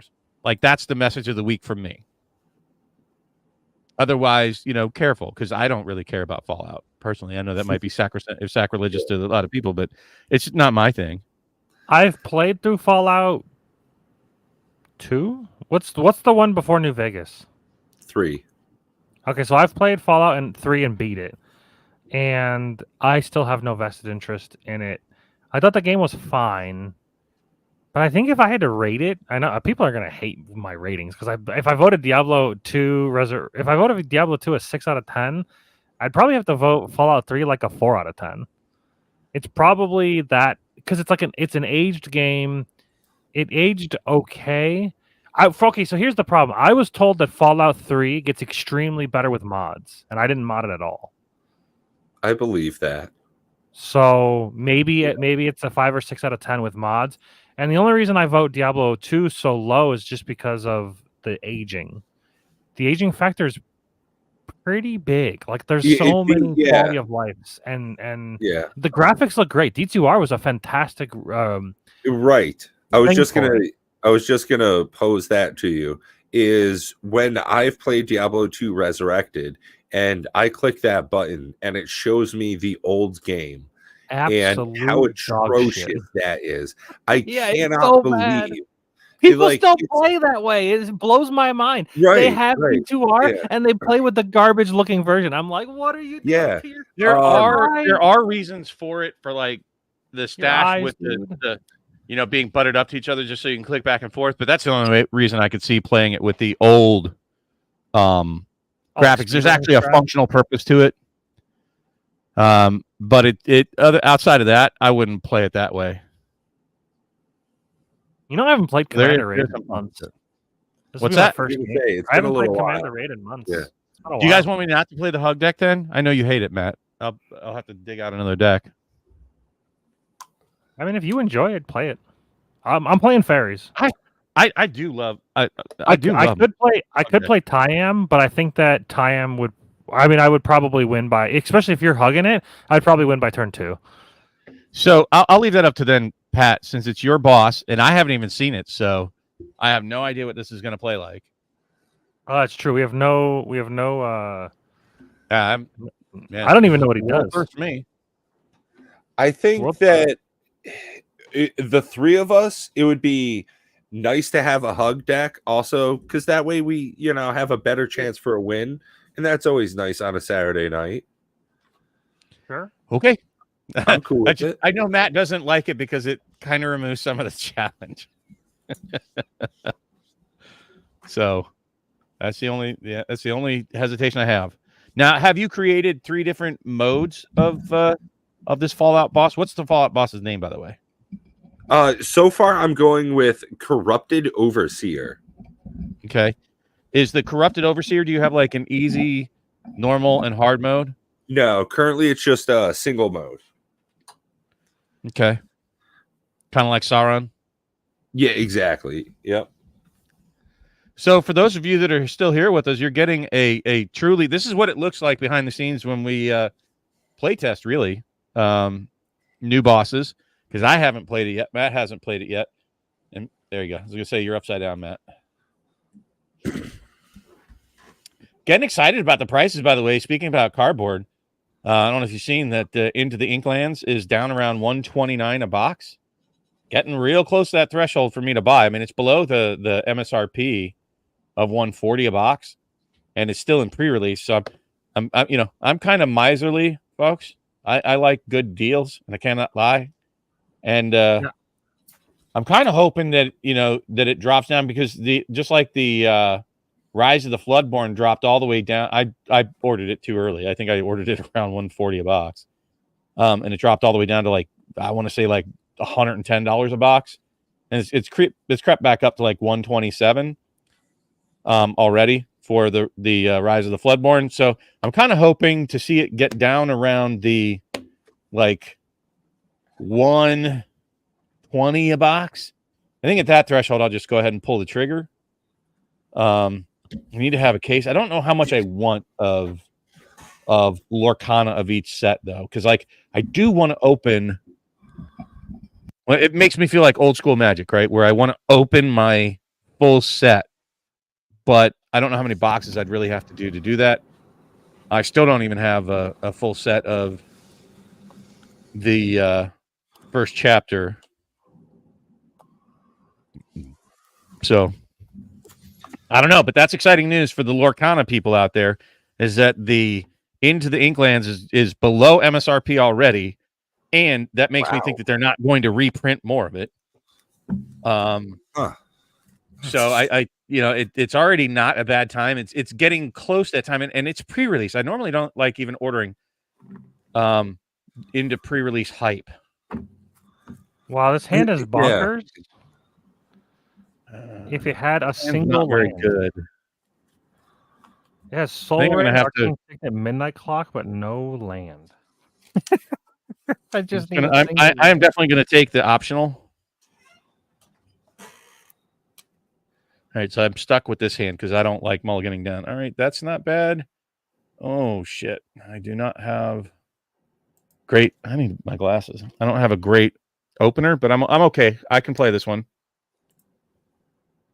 If you're playing the group hug deck, Coach, if you're still here, League of Legends. I posted that in our channel, right? That I was, trying to follow up on Arcane Season 2. So it'll be November, right? Isn't that what it said? November this year?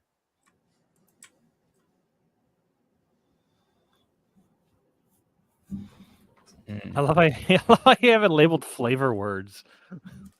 I don't know what else to call it. I guess I'm not inventive in that sense. Card name? Because they're technically they're cards. They're technically physical cards. Like if somebody wanted to, they could print out their abilities, not cards. They're actually spells, technically. And didn't you say they're legendary sorceries? Spell title?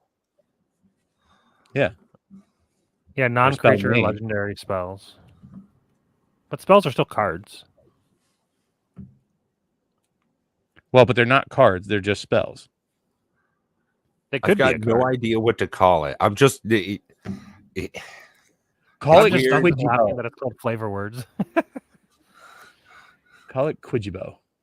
So let's see. You want to go with what? 30 each? So call it 90 health? Yep. Okay. I'm risking a hand. I'm risking a hand a lot. Minions in this, or do you have different kind of minions? I have some ghoul tokens. I got a. Are they flying? No, they're defenders. With when it dies, the raid monster gains 5 life. Okay, so flying is super busted in this then. Maybe have them reach defenders. Would just be kind of unthematic for a ghoul, though. A really tall ghoul. Yeah, right. Really tall ghouls. Just saying, it functionally it'll break it and make it trivial for anything that's flying. So I think reach is fine.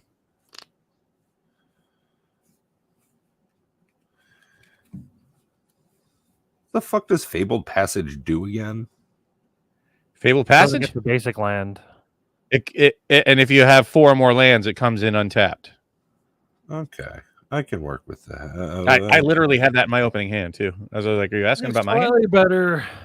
Listen. I'm keeping a no land hand because it has Soul Ring, Arcane Signet, Midnight Clock, and if I draw a no land hand, it's a no land hand. So I need a top deck. Do you have a 0 rock? No. How are you going to get anything into play? How are you going to get started? Top decking a land. All right. Well, here's the thing. Here, I actually have a way. If you don't draw one, I saw the Helm of Awakening. So if you can get that out, then I can go Soul Ring, Arcane Signet, and then I've got 3 mana for the Midnight Clock. So like, as long as you get Helm of the Awakening out quick enough, I'm okay. I'm semi handicapping myself because based on what I have. Yeah. I think it's good though. I don't have any draw for you though. Not yet. That's why I mulligan. Yeah, me too, Coach. So Coach said that he loves, for those that can't see it, because oftentimes people watch this on TV and they can't see the comments. But yes, I bought 4 of these things at $20 a piece, and I don't regret it at all because I just love the look of that Joker. That is just tight to me. They're like a retro framed, yeah. And I like the shooting star logo. That feels very old school to me. I'm kind of hoping I'm going to draw into a land. Otherwise, that Joker's going to come into play tapped. But I really enjoyed. I really enjoyed the Brothers War opening. A lot of the retro foil. I didn't actually think I would, but I actually really enjoyed it. A lot of the retro cards. I didn't enjoy the price, the value of the cards that I got, but it is what it is. So are you gonna? I think it'd probably be best to hide those rules, and you'll just have to control the rolls there, Pat. We can roll, but you'll have to tell us what they are. I think they'd rather see our hands. Works for me. And maybe you even like get like super on top of it and expand each of us as it's our turn. Yeah, I can definitely work on that at the very bare minimum. I would say later in the game when there's a lot of cards on the table. I think early on like this, it's fine. All right, I'm ready. I'm good. Am I going first? Do we want to just do it in turn order or in camera order so we don't have to worry about... Yeah, I think that's probably the easiest way to keep track. And I'm fine with that. I've got it set up as Bob, Matt, Pat. Okay, sure. So I'm going to go ahead and go with the breeding. Oh, I got to draw first. Everybody's good? Yeah. Oh, Rites of Flourishing. It's getting better, folks. All right, so breeding pool, go ahead. I'm going to pass the turn to you. I'm just going to go ahead and get a dual land. I just realized Talion's garbage in this. I might actually switch decks. I just realized my commander does nothing. Whenever an opponent casts a spell with mana value, power, or toughness equal to the chosen number. So what's the chosen number? I can choose anywhere from 1 to 10. But they don't have any mana value. They have no power, and they have... No, 1 to 10. Oh, it says on it specifically 1 to 10? It says specifically 1 to 10. Oh, that sucks. Yeah. Whatever. I'll just play a fairy deck, I guess. It's fine. Whatever. I'll go. You said you're done after that? What are you doing? I'm going for a dual land. I have to pay 2 life. Oh, no. Played a breeding pool. Oh, what are you right. Doing? Oh, you're right. Damn it. I thought it was a fetch land. All right. Damn. What the fuck is he doing? You're right. Hey, look at land. So super fast. It asks us about how Dovescape functions in this. It's like the most fucked up thing ever. Nobody should play Dovescape. You're a horrible person for even asking. Come on. Dovescape. I don't know what it does, so I don't know. It counters everything and just gives them. It's like Swan Song, but it's like permanent. Swan Song, but permanent. So every spell that's cast just becomes a 2/2 it's a 6 mana enchantment. Whenever a player casts a non-creature spell, counter that spell. That player creates X 1/1 white and blue creature tokens, where X is the mana value. Well, that won't work for the commander because any counter spell would just make him re-roll.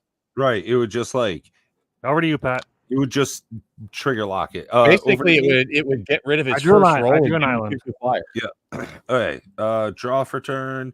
I will go ahead, throw out Fabled Passage. I'll crack it, get a forest, and pass my turn. So you actually have a fetch. I thought I had a fetch. I'm a liar.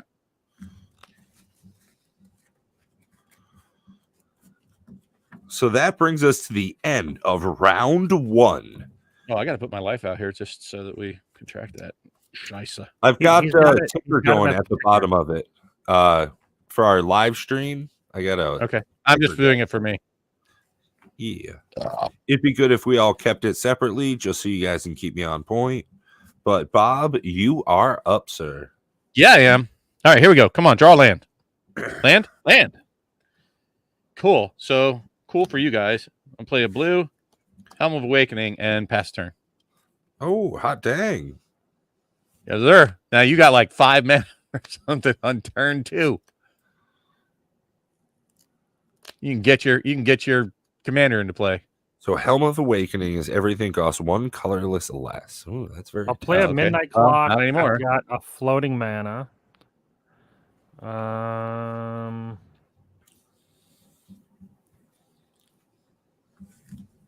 think I'm just gonna play a Obira Dreaming Duelist. Oh, it has flash. I'll just pass the turn. Okay. Just in case it does some garbage on its turn. Right. Poopy dookie. I'll untap, draw, throw a planes out. I think I want to save the Concordant Crossroads for later. Like, it doesn't feel important enough to put it out now. Get that. Yeah, if you can do it, do it. If not, then it's not super important. I can do it. But I just don't want it to get blown up early on when all it's doing is letting 1 or 2 creatures attack. I'd rather... I can hit it for 6 next turn if you do it. I'm going to tap out 2, play Galagrators, and I think that's a fine place for me to end my turn, which is going to be the end of round 2. Ba, ba, ba, ba. Who's rolling? I'll roll. Okay. Do it. 14. Oh, off screen. He's a cheater. Streamer cheater. Don't even know what it does. 14, whatever 14 is. 14. Vertibirds fill the sky. The raid monster creates 3 DR creatures with defender and flying. So 3/1/1 defenders. Yeah.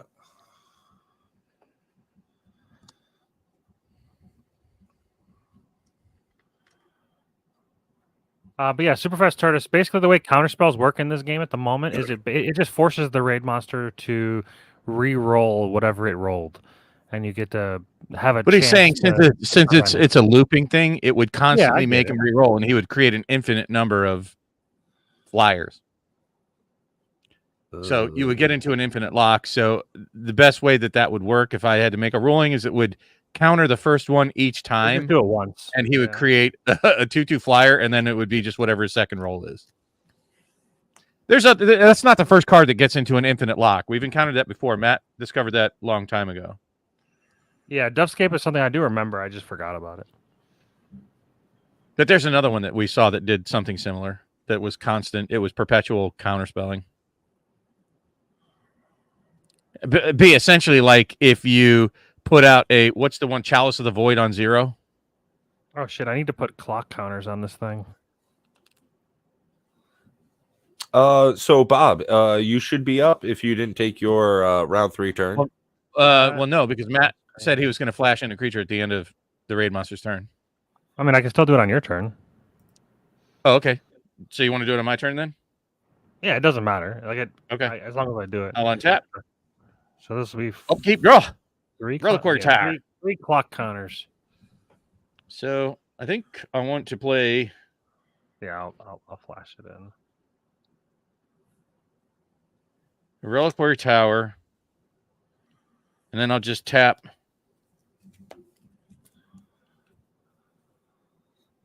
No, it's got to be these 2.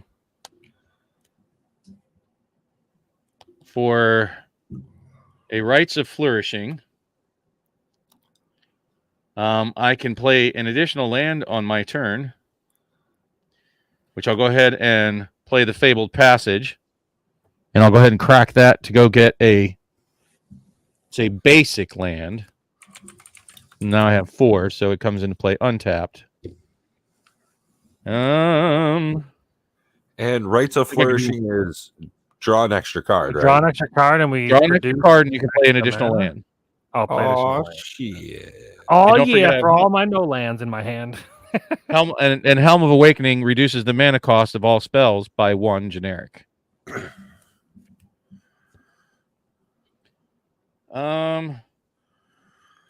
All right, I'll go ahead and you said risk it for the biscuit. There it is, Concordant Crossroads, and I'll pass the turn. Yeah, with a Concordant, I can clear the things, the bad boys. 3/1/1 Flying Defenders. Yeah, I drew 2 lands. I'll put a Cavern of Souls naming fairies and an island.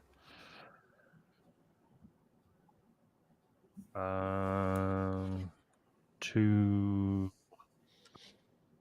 3 for a Roaming Throne naming fairies. So I have to, as it enters the battlefield, as roaming enters the battlefield, choose a creature type. It is the chosen type. So does that mean it enters as a fairy? Or it, yes. Yeah. As it enters the battlefield, choose a type. Does that mean it would trigger Obira twice? This is whenever another fairy enters the battlefield under your control, each opponent loses 1 life. So I think it'd lose 2 life. No. Why not? Why would it lose 2? Because Roaming Throne says if a triggered ability of another creature you control of the chosen type triggers, it triggers additional time.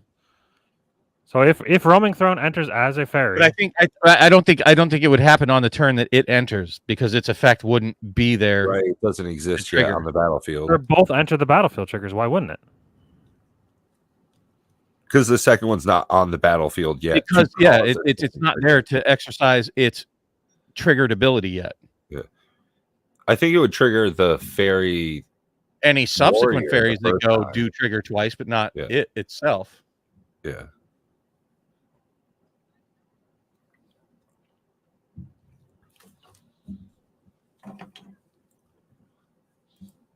I don't care either way. If you want to make it lose 1 life, 2 life, I don't care.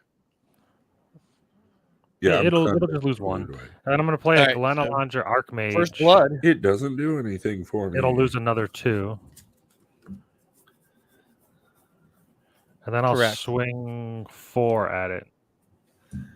4-piece. It was just block with 1. It'll block. So 1 of the flyers is gone. And 3 gets through. It doesn't have trample. 1 gets through, yeah? No. None get through. Okay. It's just taking 3 damage and it blocked 1. That's it. No, it's taking yours is taking 1 damage and 1 thing died. It took 4 damage. Yeah, that's what I'm saying. It's not taking any combat damage. Yeah. The commander's not the boss monster's not losing. What was its name? The Corrupted Overseer. The Corrupted Overseer loses 1 life, or loses 3 life from him playing fairies. That's it. Coaches, at the moment, I'm done with my turn. At the moment, I enjoy. I'll answer the one I enjoyed the most first. So, untaps, draw. I think it's a tie between Wilds of Eldraine. Oh, draw an extra. So let's see. Ixalan, maybe. I'm gonna go for the plains. You can play 2 lands per turn. Yeah, I don't have to, but I wish I could. I'll tap a plains for a Johnny's Welcome. So whenever a creature enters the battlefield on my control, gain a life. I'll go ahead, tap a forest and a plains to put Trelasara onto the battlefield. So that's going to be 2 separate triggers. Whenever a creature enters the battlefield under my control, choose one that hasn't been chosen this turn. Since Trelasara is not on the battlefield when it occurs, right? No. Yeah. So I'll create a tap treasure token. Who doesn't love them? Along with that, it's going to get me +1 life for a Johnny's Welcome. And 1/1 flyer out there. I don't want to play that game. So I will not attack, and I will just end up passing my turn. And as far as will I open more? 15. Probably not the collector's boxes, because the price that I paid for them versus what they're going for now is kind of hard to, unless I guess get the good stuff. It's hard to get your money back. Maybe we'll see. I kind of like having one of each. Bob, what did you say you got? 15. 15. Prepare for the worst. Each player scries DR, then mills 2x DR. Interesting. So scry one. Scry one. Mill one. Scry one, mill 2. 2. Ooh. I'm going to keep that one. I'm fine with losing that. So I'll mill the rampant growth. Mill. Yeah, I'll mill a land. A forest and a wooded bastion. 2 lands. Okay. Fairy blade crafter. About that. Actually, now that I think about it, I actually want to scry this to the bottom. Because I have a reanimate spell in my hand. Right. I thought that was a really interesting one. Scry and then mill twice as much. Like in play, it seems kind of fun. I was laying in bed one night and I thought of a really cool way to make the raid monster harder in the harder difficulties. One of the dice results could add to basically turn forward the clock 1. So you would add an additional die roll. Although it could fuck things over because it's every even round is the one where you add, so that'll make it weird. Yeah. Maybe it just turns it forward one entire rotation, so you'd have you just add an additional die basically. Right. Yeah. And then Bob, you're up. All right. Number 7 for the midnight clock. I really hope this goes off because then I draw and refill my hand. Draw. All right. So I think I want to play Plains, a forest. And then I want to cast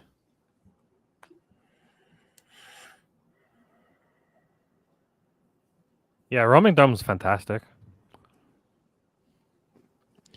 I think I want to cast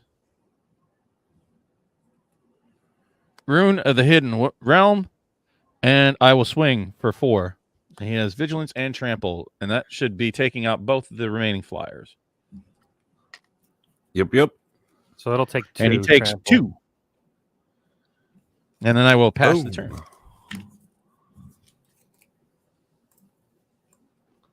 All right. Clock is at 8. Is there any destroy artifacts in your thingy? Yeah. I pretty much put a little speckling of all the removals. Wonderful. I did draw a very powerful magic card. 1, 2, 3, 4. I'm going to cast an Archmage of Echoes. So that'll trigger the raid monster losing 2 life. And this has it's a flying 4/4 that whenever you cast a fairy or wizard spell permanent, copy it, which is pretty nice. And then I'll also play a Talion. So it copies it, but the copy will die because of the legendary. Yeah. So what's going to happen here is it'll lose 2 more. It'll lose 4. The raid monster will lose 4 life because both are still entering the battlefield. But then because of legendary rule, I'll have the token die. So it'll lose 4, and then I'll go to combat. And since the gates are open, I'll swing 4, 8, 12, 15. Another 15 off the raid man. Yeah, I was down to 64 already. And then I will pass the turn. I have 1 mana open for a counter spell if we need it. I've got Glenalandra, so I can counter anything that's too dirty. Okay. I do also have a Psych Rift. If draw. And I have Rune. Draw if we have to save something. Those can just both go right to the bottom. Okay. So since things cost 1 colorless less, I'm going to go ahead, crack that treasure, and tap a Plains to go ahead and put Oketra's Monument into play. White creature spells cost me 1 colorless less, and whenever I cast a creature spell, create a 1/1 white warrior creature token with Vigilance. I'm going to follow that one up with playing Midnight Guard for 1 white. As it comes into the battlefield, I'm going to go ahead and gain 2 life for Gala Greeters. I'll gain another life for Johnny's Welcome, pushing me +3. But the cool thing about that is Trelisar is going to gain 2 1/1 triggers, and I get to scry 1 twice. Put that bad bitch on the bottom. And the same thing, put that bad bitch on the bottom. Follow that up with that's going to create a token when Midnight Guard comes into play, because I was smart and played Oketra's Monument first. That's interesting. At the moment, I would stomp him, but then again, I guess he has Cycrex, so maybe not. So that creates that 1/1 White Warrior creature token with Vigilance. Enters the battlefield under my control. I'm going to go ahead and create. I would lose because my deck's not built to beat players. Yeah, he's playing a Grimlock deck, so it really wouldn't work in this situation. She stays there. But that is an interesting thing. Like, you team up just enough to fight the boss, and then during the entire scenario, you're like, okay, well, I don't want to help you out too much, because then I got to beat you afterwards. 5, 6. Like a free-for-all mercenary type situation. Reach out for 6 more. No. Dude, swing everything. I am. No, you're not. You just put a you just put a 2/2 and a 1/1. I have Concordant Crossroads in play. 6, 7, 8, 9. 9 mo. So now brings it down to 55. So 2 rolls. We can call that mercenary mode. It's more like Battle Royale mode. Kind of. Battle Royale is like everybody just fight. That's just standard. It's just free for all. Yeah, and that's all I've got for that. So I know what you call it, the Last of Us mode. Bring that to the end of round. What's that? All right, 4? who's rolling? I think it's Pat's roll. Yeah. Well, yeah, but we need another roll as well. Go ahead. I've got a 11. Okay. Let's bad beat you up again. 11. Civilization falters. Remove all tokens, exiled cards, and emblems from the game. What does the exiled cards mean? Any cards that are in exile? No way to recover them ever? They're exiled from exile. They're extra exiled. Extra exiled. I have no emblems. I have no tokens, so I'm okay with this. Pat has token. Yeah, it is what it is. 7. Hold on, before the end of its turn. Well, after this resolves. All creatures get -1/-1 counter.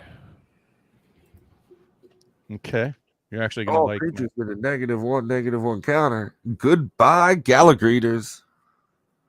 I can counter this if we feel like.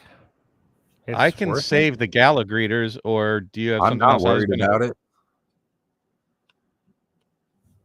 Yeah, I think I have a better play. I need to see Matt's board state. I think we get more value out of what I intend to do. I don't lose anything. I know you don't, but I think you're gonna like. Well, you put a -1/-1 on all your creatures, but yeah, that's what I'm saying. I don't lose anything. But I think you're gonna like this. I need to see your board state because I don't know the name of the card. What is that called? What's the first one you played? The roaming thing? Obira? No. What's the one that copies creatures? Archmage of Aeons. Oh no, that doesn't work. Damn it. Or I'm sorry, Archmage of Erebos? Okay, no, so I'll copy the other one. The first one that you played at the end of the boss monster's turn. So that one will lose its -1/-1 token. I'm going to bounce it. I'm going to blink it.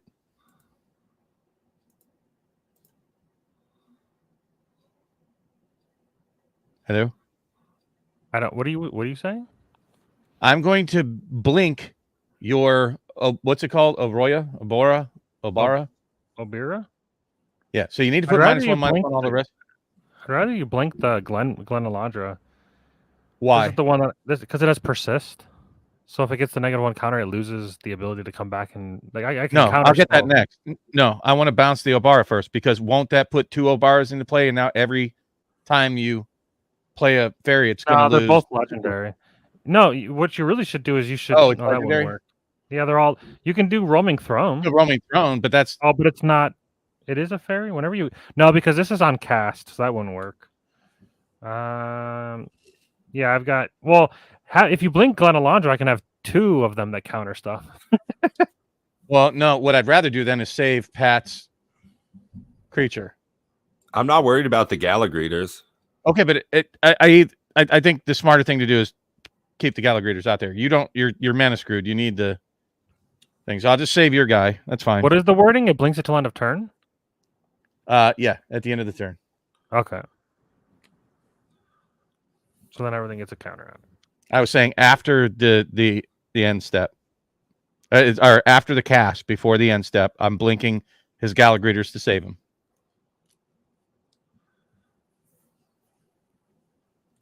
And then when it enters the battlefield under my control at the end of that turn, it'll trigger Trelasarra shit. And won't it trigger the other one too? Or Yeah. oh, it's not a white spell? It's because of Johnny's Welcome. I'll gain a life, and it'll untap Midnight Guard. I'll gain a life, and Trelasarra will go up one, and I get to scry one. I want to leave it where it is. Okay. That's what I'm doing.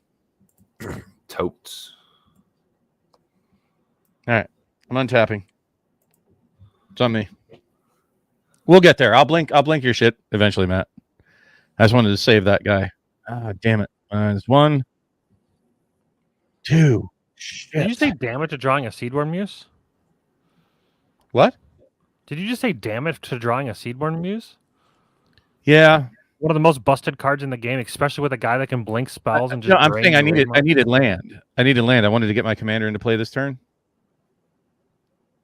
Why can't you do it?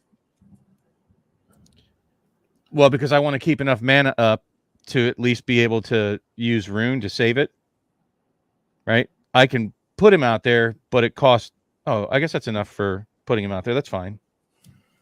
Yeah, I can use Rune to blink him back. That's fine. All right.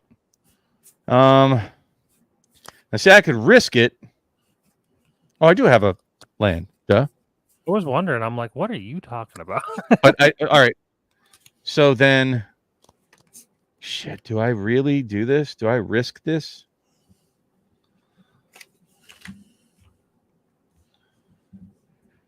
I want to keep the blink mana up.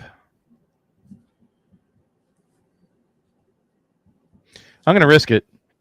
So I'm going to tap 2 to play Scute. He's going Scutey. Which will draw me a card. Oh, damn it. But it's going to come in tapped. Oh, it's so bad. All right. Damn it. All right. So, shoot. Ooh, it's getting risky. I really need white I like it, though. Anybody have, you have a trigger from Chilean, so you want to do that first before you do anything else. I know, but I'm deciding on what I want to do. So I guess I'll copy the breeding pool. What's that? Say that again. What's that? You can copy the planes, so you have more white. I could.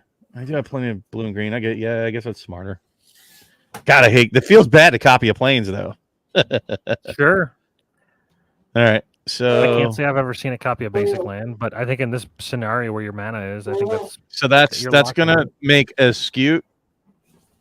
This is cast.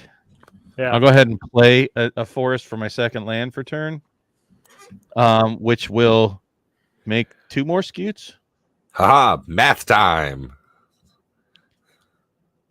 Hopefully it's not a board wipe time. All right, so that's 3 more Scutes. No, math. And I'm going to go ahead and swing all 6 creatures. That'll be 3, 5, and 9 damage to the boss monster, and pray for 46 reprieve. So you might want to hold up the counterspell magic, the counterspell mana. All right, pass. And Matt, you are up. Last wizard standing. All right, the clock ticks 12. So I remove the 12th counter. Midnight. And exile Midnight Clock. Shuffle my hand, the graveyard into my library. And then draw 7 plus my normal card for the turn. You get 2 cards for the turn. So I'll draw 9. Seems good. You get to play 2 lands if you have them. I hope in 9 cards I'll have 2 land. I guess it's certainly possible I could not have that.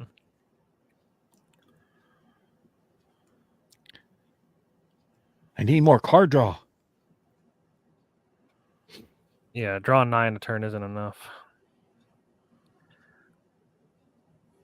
All right. I'll play 2 islands.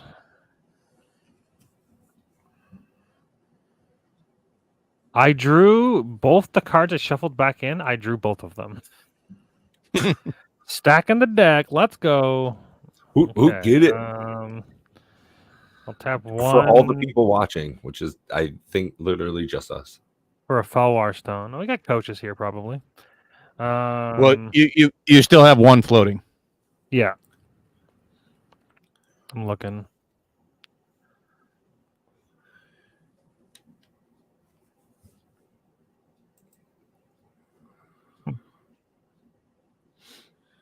Yeah, I think that Serdan would be doing some work right now. Yeah, Coach. Hey, what up? Just like we have variations of that, Coach, where Matt's created that. They're called like boons and whatnot, sort of, right?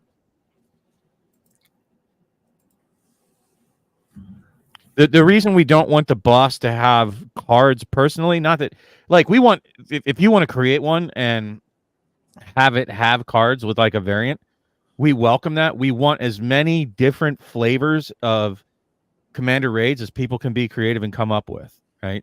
We want people to customize and personalize Commander raids. Like, yeah. We're trying to provide a framework, right? For people to take it and, you know, make it as fun as they want it to be. I'm going to get a copy of Vendilion Click. I'm going to click so myself. He loses. Huh? He's gonna lose 4 life. And then I'm gonna click myself. How does he lose 4 life? Like, what's so there's two fairies entering the battlefield. Obira says whenever another fairy enters the battlefield, each opponent loses 1 life, and Roaming Throne is making that trigger an additional time. So every fairy is 2 life. 2 fairies are entering the battlefield. Gotcha. 4 life. Got it. Yeah, so it'll lose 4 life. It's not so much that it's easier, it's just more lightweight, and people don't have to have the cards to be able to enter to play. I'm going to put Dread Return on the bottom.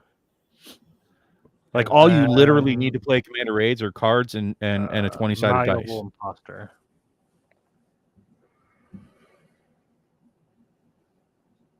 Okay, game. I don't need lands. But it doesn't mean that we can't have a variant that does have a deck, you know, like to kill a god or battle the Hydra or, you know, those kind of formats. That's absolutely fine. Or if you want to bring plane shift cards into the mix. 5 plus another 4 is 8. Plus that's 2. No, are you subtracting the ones for all the -1s on them? So that's 16 damage at the raid monster.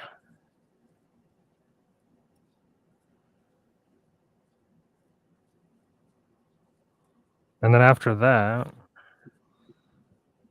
how much damage? 16. 16. And the answer to your question, yes.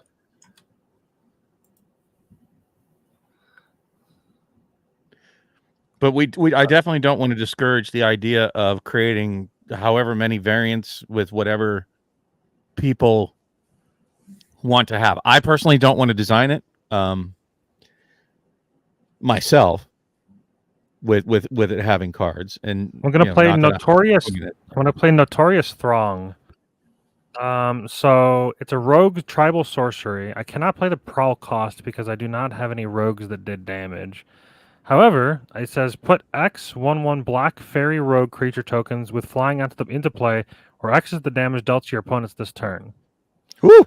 So I'm going to put in 16 I'm going to put in 16 fairy rogues. 32 damage to the boss. And it's going to lose 32 damage. And it's at 26, so that's a win right there. Oh shit! All right, well there you go. Yeah. Woot woot! Big ups. That's a turn 5 win. Bang bang bang. Yeah, Obira actually in this would be a way better commander than Talion. She's just a 2-mana. She's just great. I'll say this. What colors? What is that? A Simic deck? Blue black. Damir. It does feel, Pat, for the first playthrough, like the boss really didn't do much to us.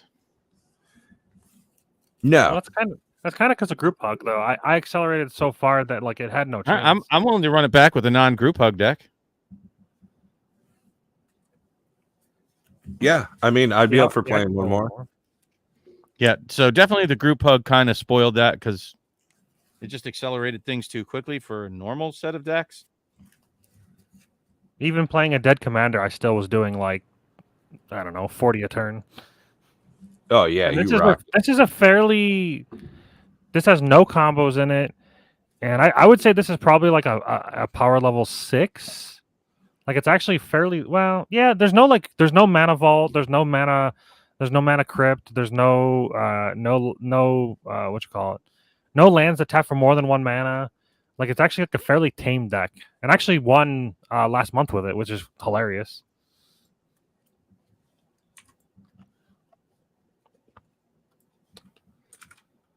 All right, so you know what I'm gonna try? I actually have been wanting to play this deck, and I haven't really had a chance to play.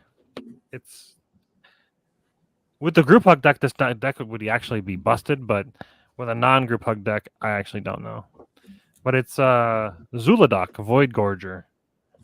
This is probably closer to a 7.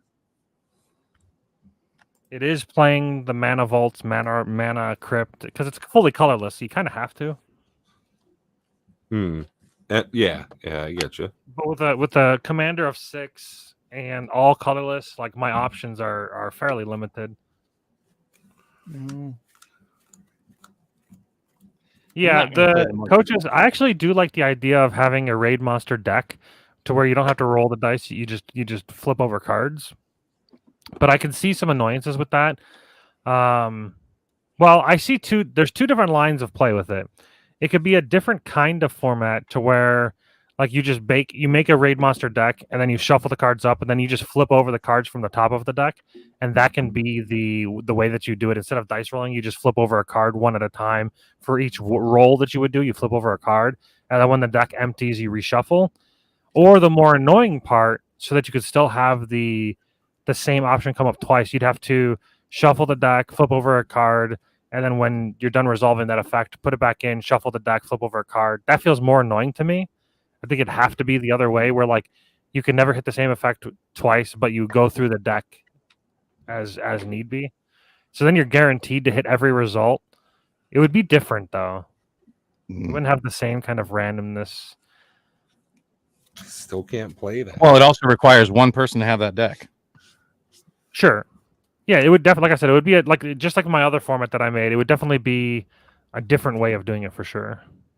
But I do have a format where I have like boons made. So the boons are basically like it's a deck of cards where you draw from and you get boons based on you get 1 boon to start the game with, and then you get a boon for each lieutenant you kill, and you go up like a tower of raid monsters where you're fighting a scaling difficulty of monsters until you get to the end. But you also get boons. You want to shuffle us up there, Pat, and play in a different order? Sure. I'll play it. I'll risk it. I'll go for it. Why not? It's fun. It does require to print out some cards, but it is fun. It still uses the die roll for the raid monsters, but the raid monsters have static abilities as opposed to the normal raid monsters that don't. Hey, I'm ready enough if you guys are. Nope. I'm getting my first draw. Also, I'm still first here. Yeah. I'm keeping this in no matter what. So I'd have to rewrite the ticker if I move stuff around.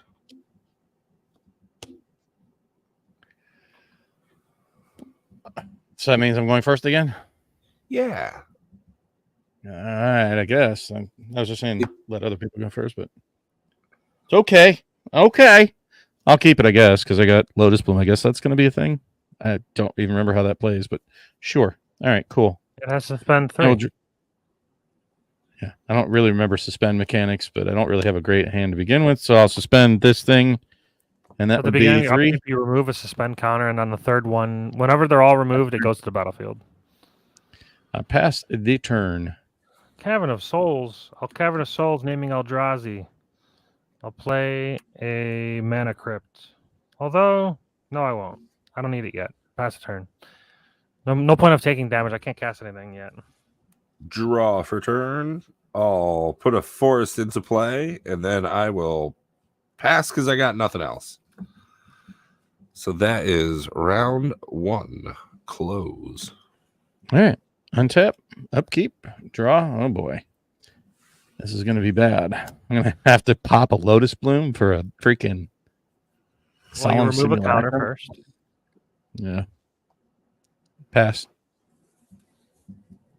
Draw. I'm going to play a Urza's Mine. One of the cool things I like about the colorless deck, Azula deck, is that you get to play all kinds of like utility lands, like Seagate Wreckage, Tyrite Sanctum, like cards that like you probably would never play in most decks, but because you're playing all colorless mana, you just can play every utility land. So it's pretty cool. All right, I'll play a Mana Crypt into a Thran Dynamo. And then I'll pass a turn. Draw for turn. Okay. And yeah, I've got 7 mana on my next turn. I can play my commander. Turn 3. I'll throw another forest out because I've got no other option. But fuck it. I'm going to tap it and put out a Shadow Spear as well. And then I'll pass for turn because I got nothing else. So that's round 2. Dice roll. 14. 14. Share that screen. Boom. 14. Vertibirds fill the sky. Raid monster creates 3 DR creatures with Defender. It's the exact same path it's doing. It's doing the same thing. All right.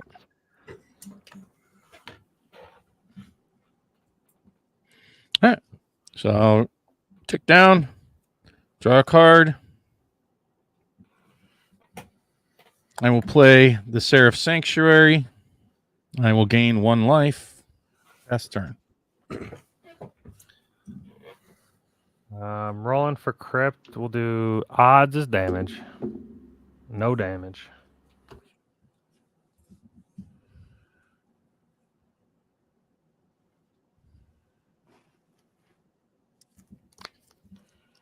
Um, 2 for a Thought Vessel.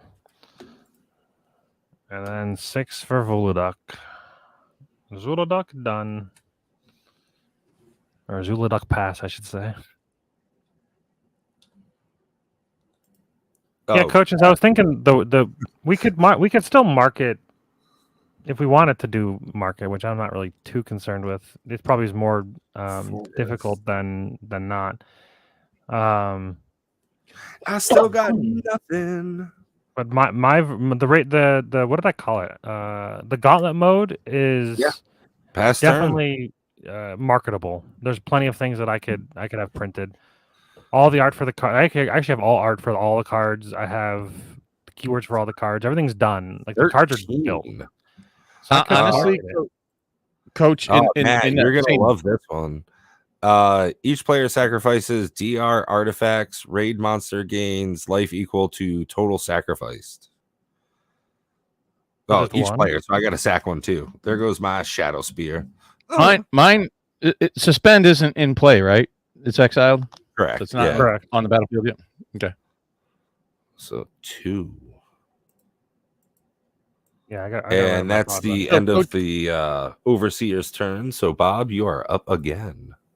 So, Coach, to that point, maybe consider adding plane chase cards that many people already have access to and already have out there.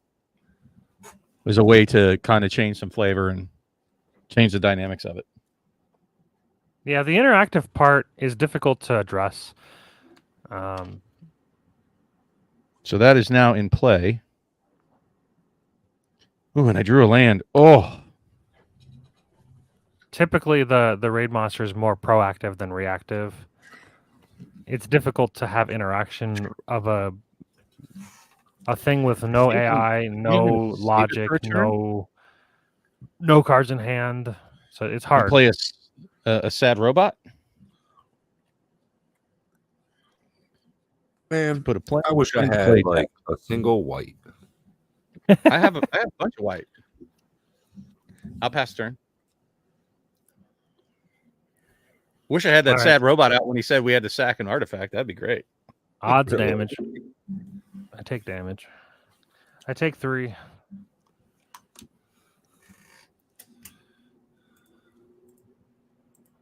Play a Tyrite Sanctum.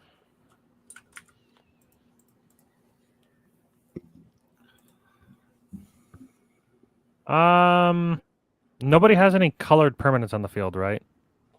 I do not. I have 3 forests, but no, those aren't colored, right? No. Correct. All right, I'm gonna play an All Is Dust. I'm only doing it because Zuladox says colorless spells that I cast from my hand with value 7 or greater have Cascade. So All Is Dust does nothing, and then I will Cascade to a Worn Power Stone and a Ugin. Okay. Ugin has colorless spells that cast 2 less to cast. I can destroy a permanent that's more than 1 colors, or I can exile the top card of my library face down. I can look at it. It becomes a 2/2 creature. Whenever that token leaves the battlefield, put the exiled card in my hand. Oh, they're not interchangeable. I see. All right. So then I will exile whatever this is. Okay. So this is exiled under Ugin. And then I create a 2/2 spirit thing. Ooh.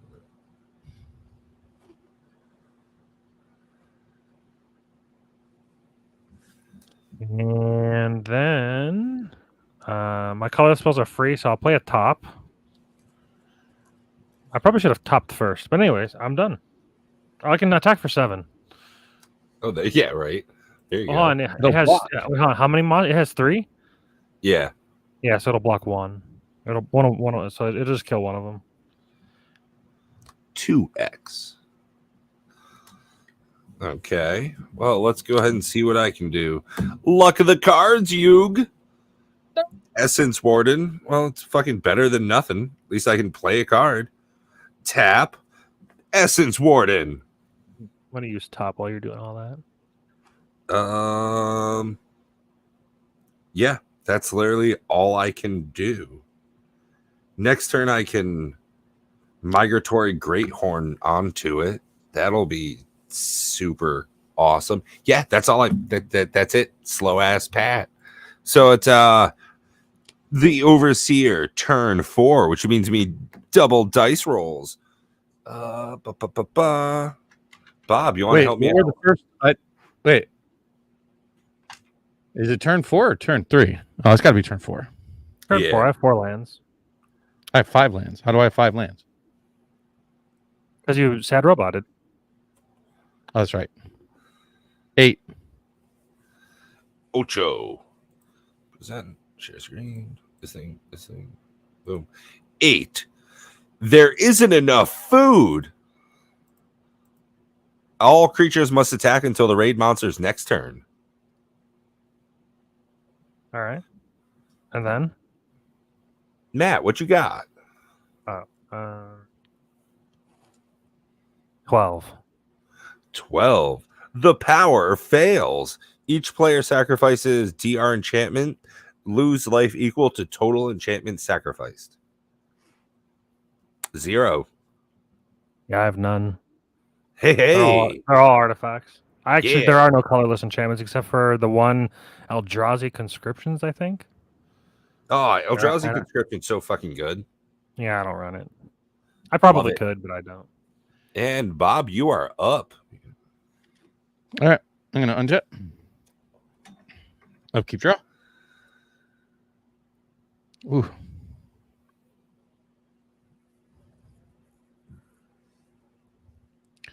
I'm going to go ahead and swing with the Sad Robot. Now, I don't know how it's going to block. Would it double block to kill it? I don't think it would because it gives me a benefit. Yeah, probably single. And I'm going to pop the Lotus Bloom, tap 5. Bring Avacyn, Angel of Hope into play. And I gain another life.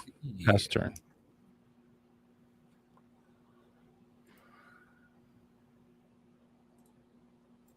Odds damage. No damage.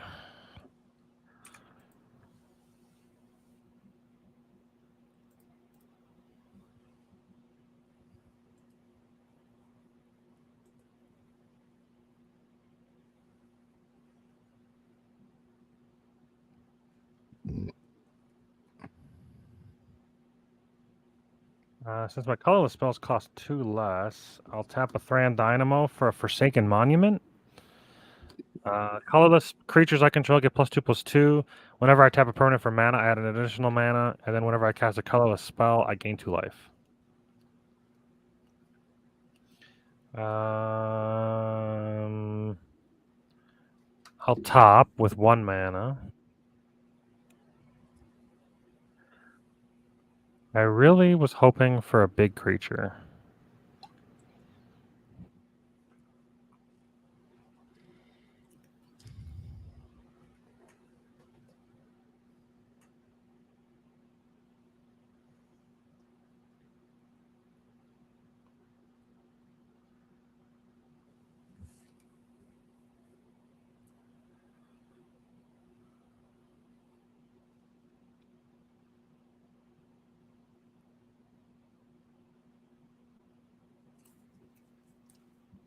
Decisions.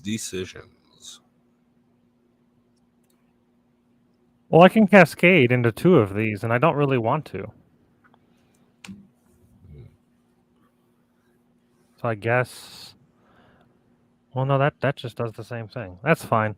I can exile the top card. So I can top, exile, cascade into 1 of them. So I'll top into this.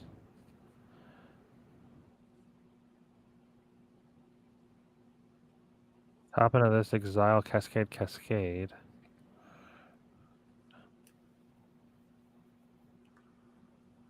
Sure, I'll have 1,000,000 mana.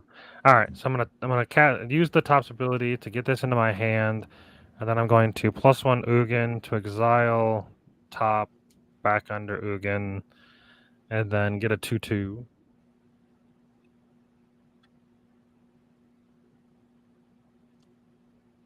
And then after that, I'm going to play a Deceiver of Form. So it costs 5. And this is 6 mana. 2, I had 1 floating. That's 3, 4, 5. All right, so I've got 2 cascades. So we get the Manifold Key, which I didn't really want, but it is what it is. And now I don't know what's on top. A Skittering Cicada. Oh, then I also gain 2 life for every colorless spell, so I gain 2, 4, 6.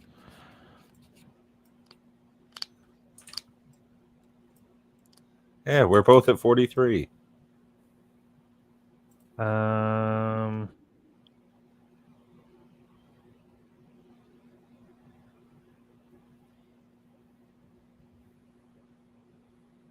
Oblivion Sower sucks in this. All right.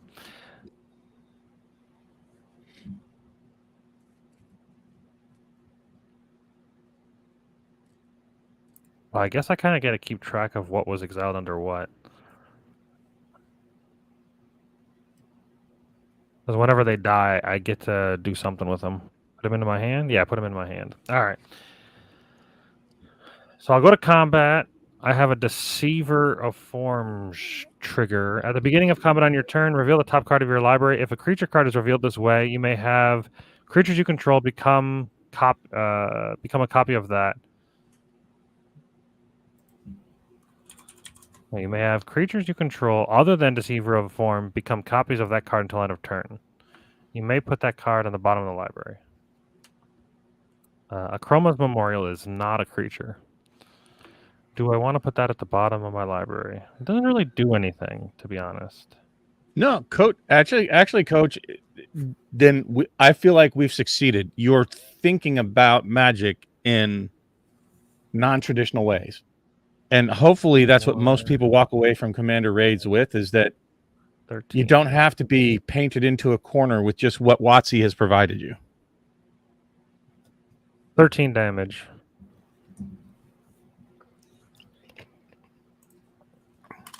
And then I'll pass the turn.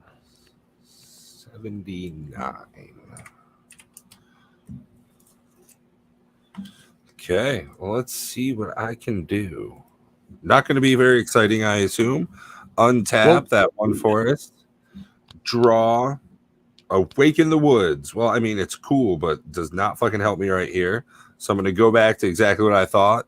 Tap 3 forest to mutate Migratory Greathorn onto Essence Warden underneath it. No, you want it on top. On top? I never know how fucking mutate works. So I'm going to go ahead, grab a basic land card, put it on the battlefield, tap, then shuffle. Hey, planes. Awesome.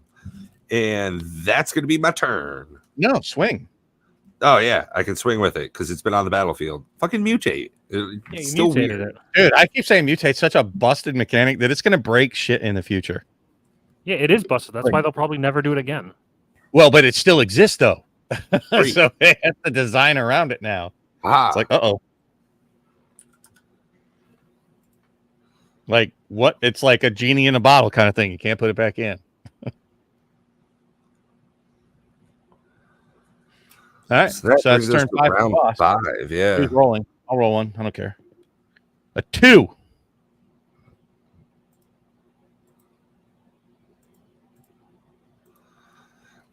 Each player's highest CMC creature permanent becomes a 1/1 and loses all abilities.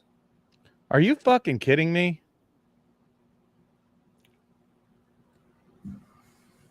Just gonna flip this whole thing over. So he just totally neutered Avacyn before she even got a swing in. My Deceiver of Forms becomes a 1/1. An 8/8 to a 1/1. And I'll roll one as well. I've got a 3. Forbidden Knowledge.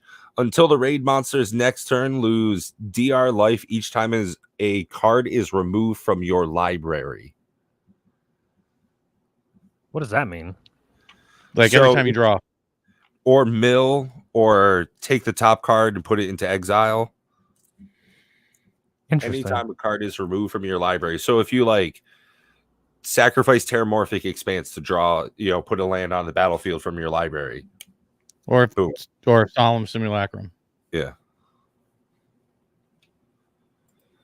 And it's 2 life. All right. I'm going to flash in these 2 cards. Does that cascade? No.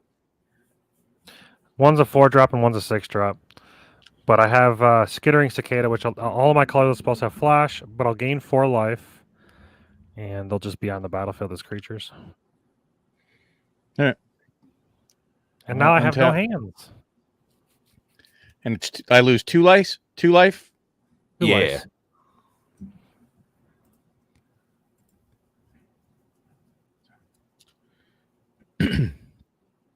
Well, this kind of sucks.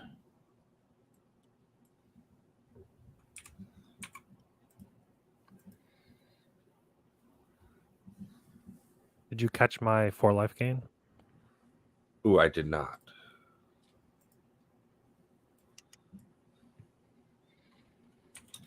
All right. pay 5. Play Herald of War. I'll gain 1 life from the Seraph Sanctuary. Back to 41, and I'll swing for 3. Nice. Did it have any blockers left, or is it done? Nope. All right. Down to 73. Pass turn. Good stuff, Bob. Doing Not better really. than I. Untap upkeep. I'm gonna do something on my upkeep. I'm gonna use Seagate Wreckage. Draw a card. Activate this ability only if you have no cards in hand. I'll do that. So draw a card. 2. I lose 2, and then I also have to roll for Mana Crypt. Odds I take damage. Oh, right. 9, so I take 3 more. And then I draw a card. I'll take 2 more.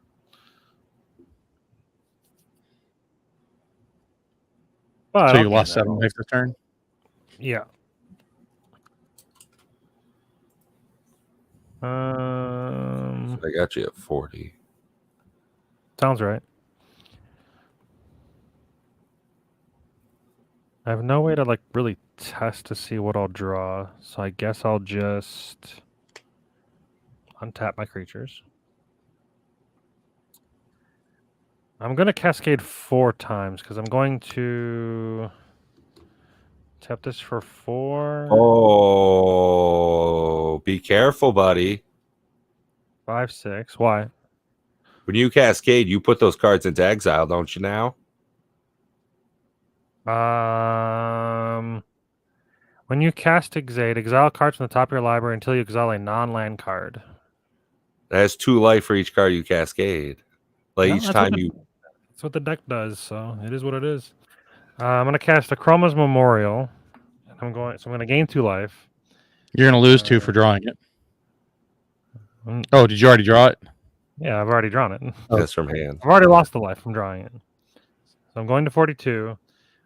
This is tapping for 5, so that's that. And then I'm going to pay 1 for Abstruse Archaic. Copy target activated or triggered ability I control from a colorless source. So I'm going to copy the Zuludok trigger. So I'm going to cascade 4 times. Which I actually think... Oh, it's untap another artifact. If this was an artifact, I could do it again.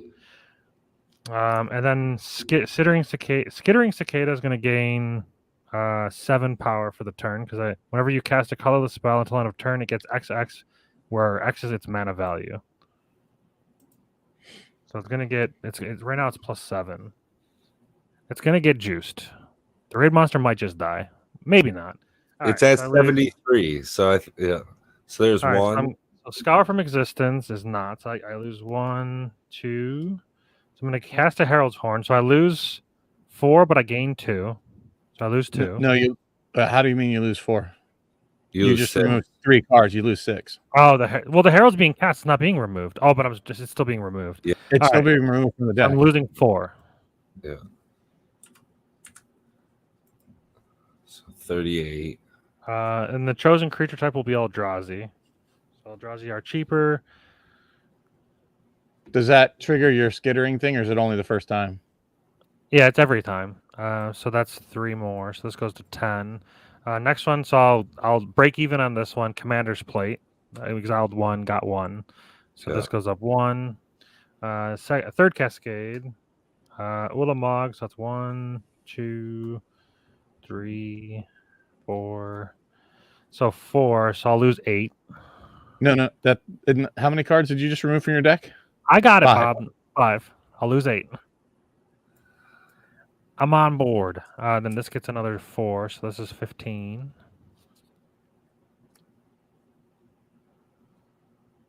then the last Cascade is just break even for a Moon Silver Key. Man, I didn't realize how rough that one could be for certain decks.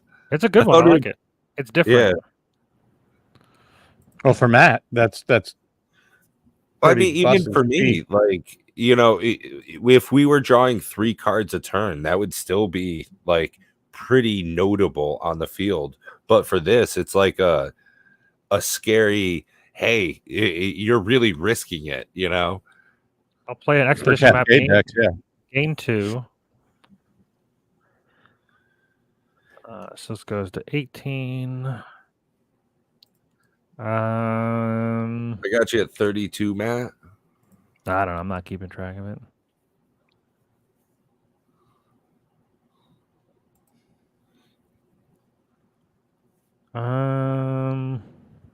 Eldrazi are -3 cost. Only got 4 mana left. No, I've got never mind. I got 7, but I got nothing to play. I got no hand.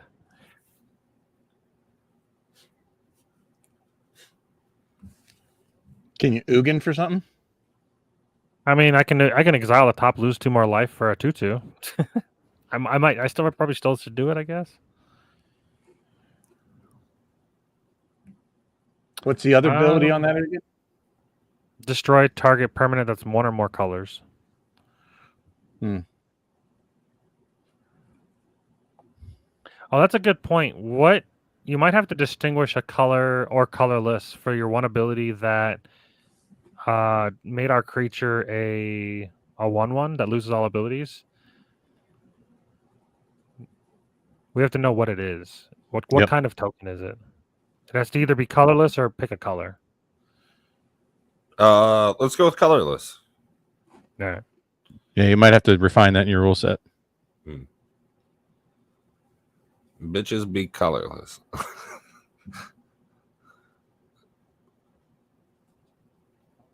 I'll use my mana and equip Zuladak with Commander's Plate. So it has +3/+3 and protection from colors. I guess it would be more like the morph ability. I was going to say, doesn't the house have to have a creature type? Yeah, you have to like name it like a citizen or name it something themed with. You can make your own too. Something with Fallout. With Fallout, it could be a 1/1 dog, ghoul, or a ghoul. Yeah, I've got ghoul tokens for one of them, and the other one. No, we're talking about the one you turn our creature into. Oh, right. That's a very ghoulish kind of thing to do. The Crack Moonsilver Key. Artifact card with a mana ability. I'm going to lose 2 from this.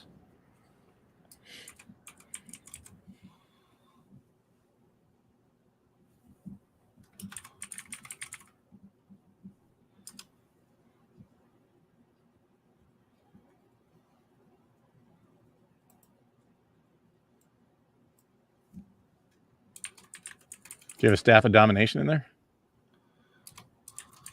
No, I think I might. Oh wait, that doesn't have mana. It needs to have a mana ability.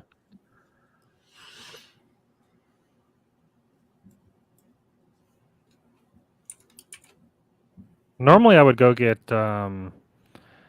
like Grim Monolith to have infinite mana, but I don't really need infinite mana right now. I got nothing really to do it with infinite mana, so I'm just gonna get a Dreamstone Heteron. So I'm gonna lose 2 from that, and then I can cast it. I've got 1 floating mana. I'm going to use the Manifold Key to untap.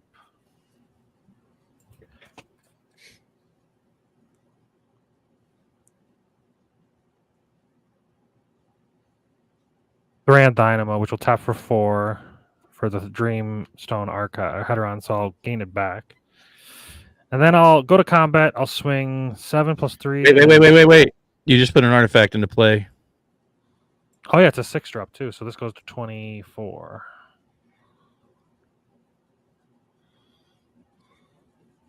All right, so I'm going to go to combat. This is 7 +3/+2, so that's 12. Plus another 4. Wait, doesn't the Akroma's Memorial give it vigilance, I thought? Oh, yeah, sure. Vig Trample. All right, so 16 plus another 4 is 20, 40, 44, 45, 46, 47, 48. And we got another 7, so that's 54. No, 55? Yeah, 55. 55. Wow. That leaves it at 18. I guess I could. I'm gonna do this as well. I'll lose another life. It's another 4. I'm exiling with the Ugin, exiling the top card of my library. 14.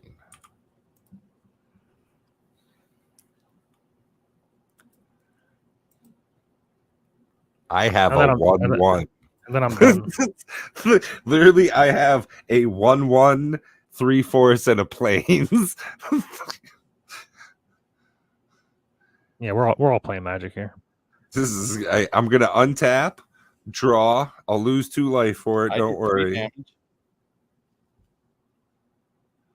I'm gonna tap a forest and a plains. I'm gonna play my commander. I'm gonna follow that up by attacking for 1.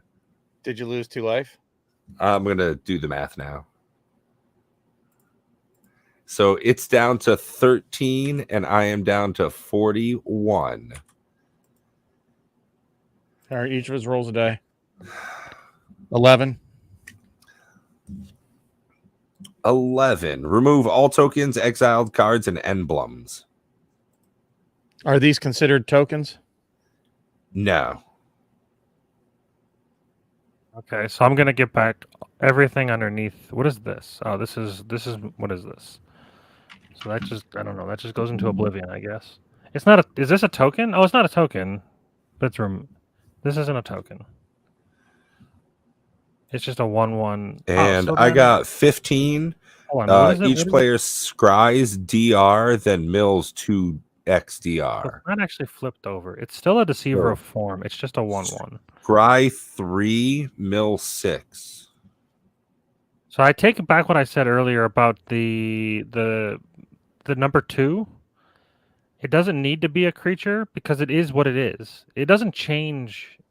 It's just making its power and toughness become 1 and lose all abilities. It's like mine's still a Deceiver of Form. It's just a 1/1 with no abilities Deceiver of Form. So it's still the same color and everything. Okay. So you can actually revert it back to what you had before.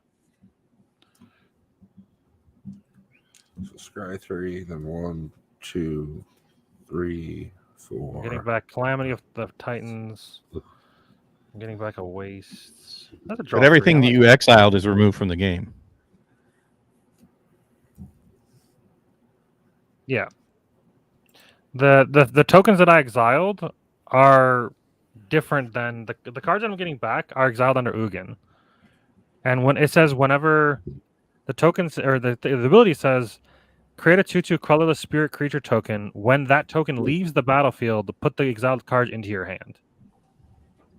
So when all my tokens die, it goes in that order because it removed the tokens. Yeah, so it actually is a good thing for me. I lose the power, but I get the cards in hand. So, because of the trigger. What else happened? Gotcha. Are we scrying? Is that what we're doing right now? Scry 3, mill 6? Scry 3, mill 6.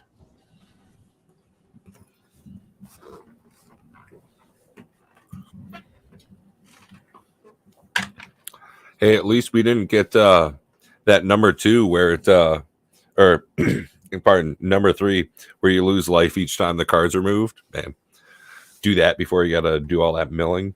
Yeah, that would actually be. The box is dead this turn, no matter what. And what was the third effect? Yeah, what was the third effect? Did we roll that yet? No, that's you, Matt. 6. Raiders attack. Each player sacrifices XDR creatures, lose XDR life for each creature you sacrifice. Oh, see, this actually saves it from dying this turn. Okay. So I sacrifice 2 creatures. 2. I'm sacrificing 3. And then we have to sack 3 creatures if we have them. Yep. Yeah. And then lose DR life for each creature you sacrificed. I'm losing 3. No. DR would be 9. Oh, 3. Is it 3 per thing you lose? Okay, so I lose 9. So I'm at 32. I'll put Avacyn back in the command zone. That gets sacked, and I get to draw a card for Solemn Simulacrum.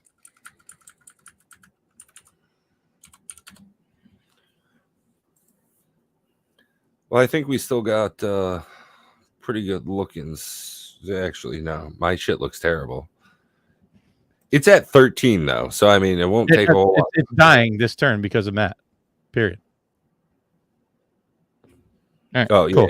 yeah. Upkeep, draw, play a land. Yeah, I mean, I have 12 power on the board right now. You're gonna have more because you're gonna cast an artifact and it's gonna juice your skittering. What's the fuck? Skittering Cicada. Yeah, he's a good one. Okay, so I'll play my Starnheim Aspirant. And I'll play my draw 3 cards. Karmic Guide to get back my Herald of War and pass the turn. Go.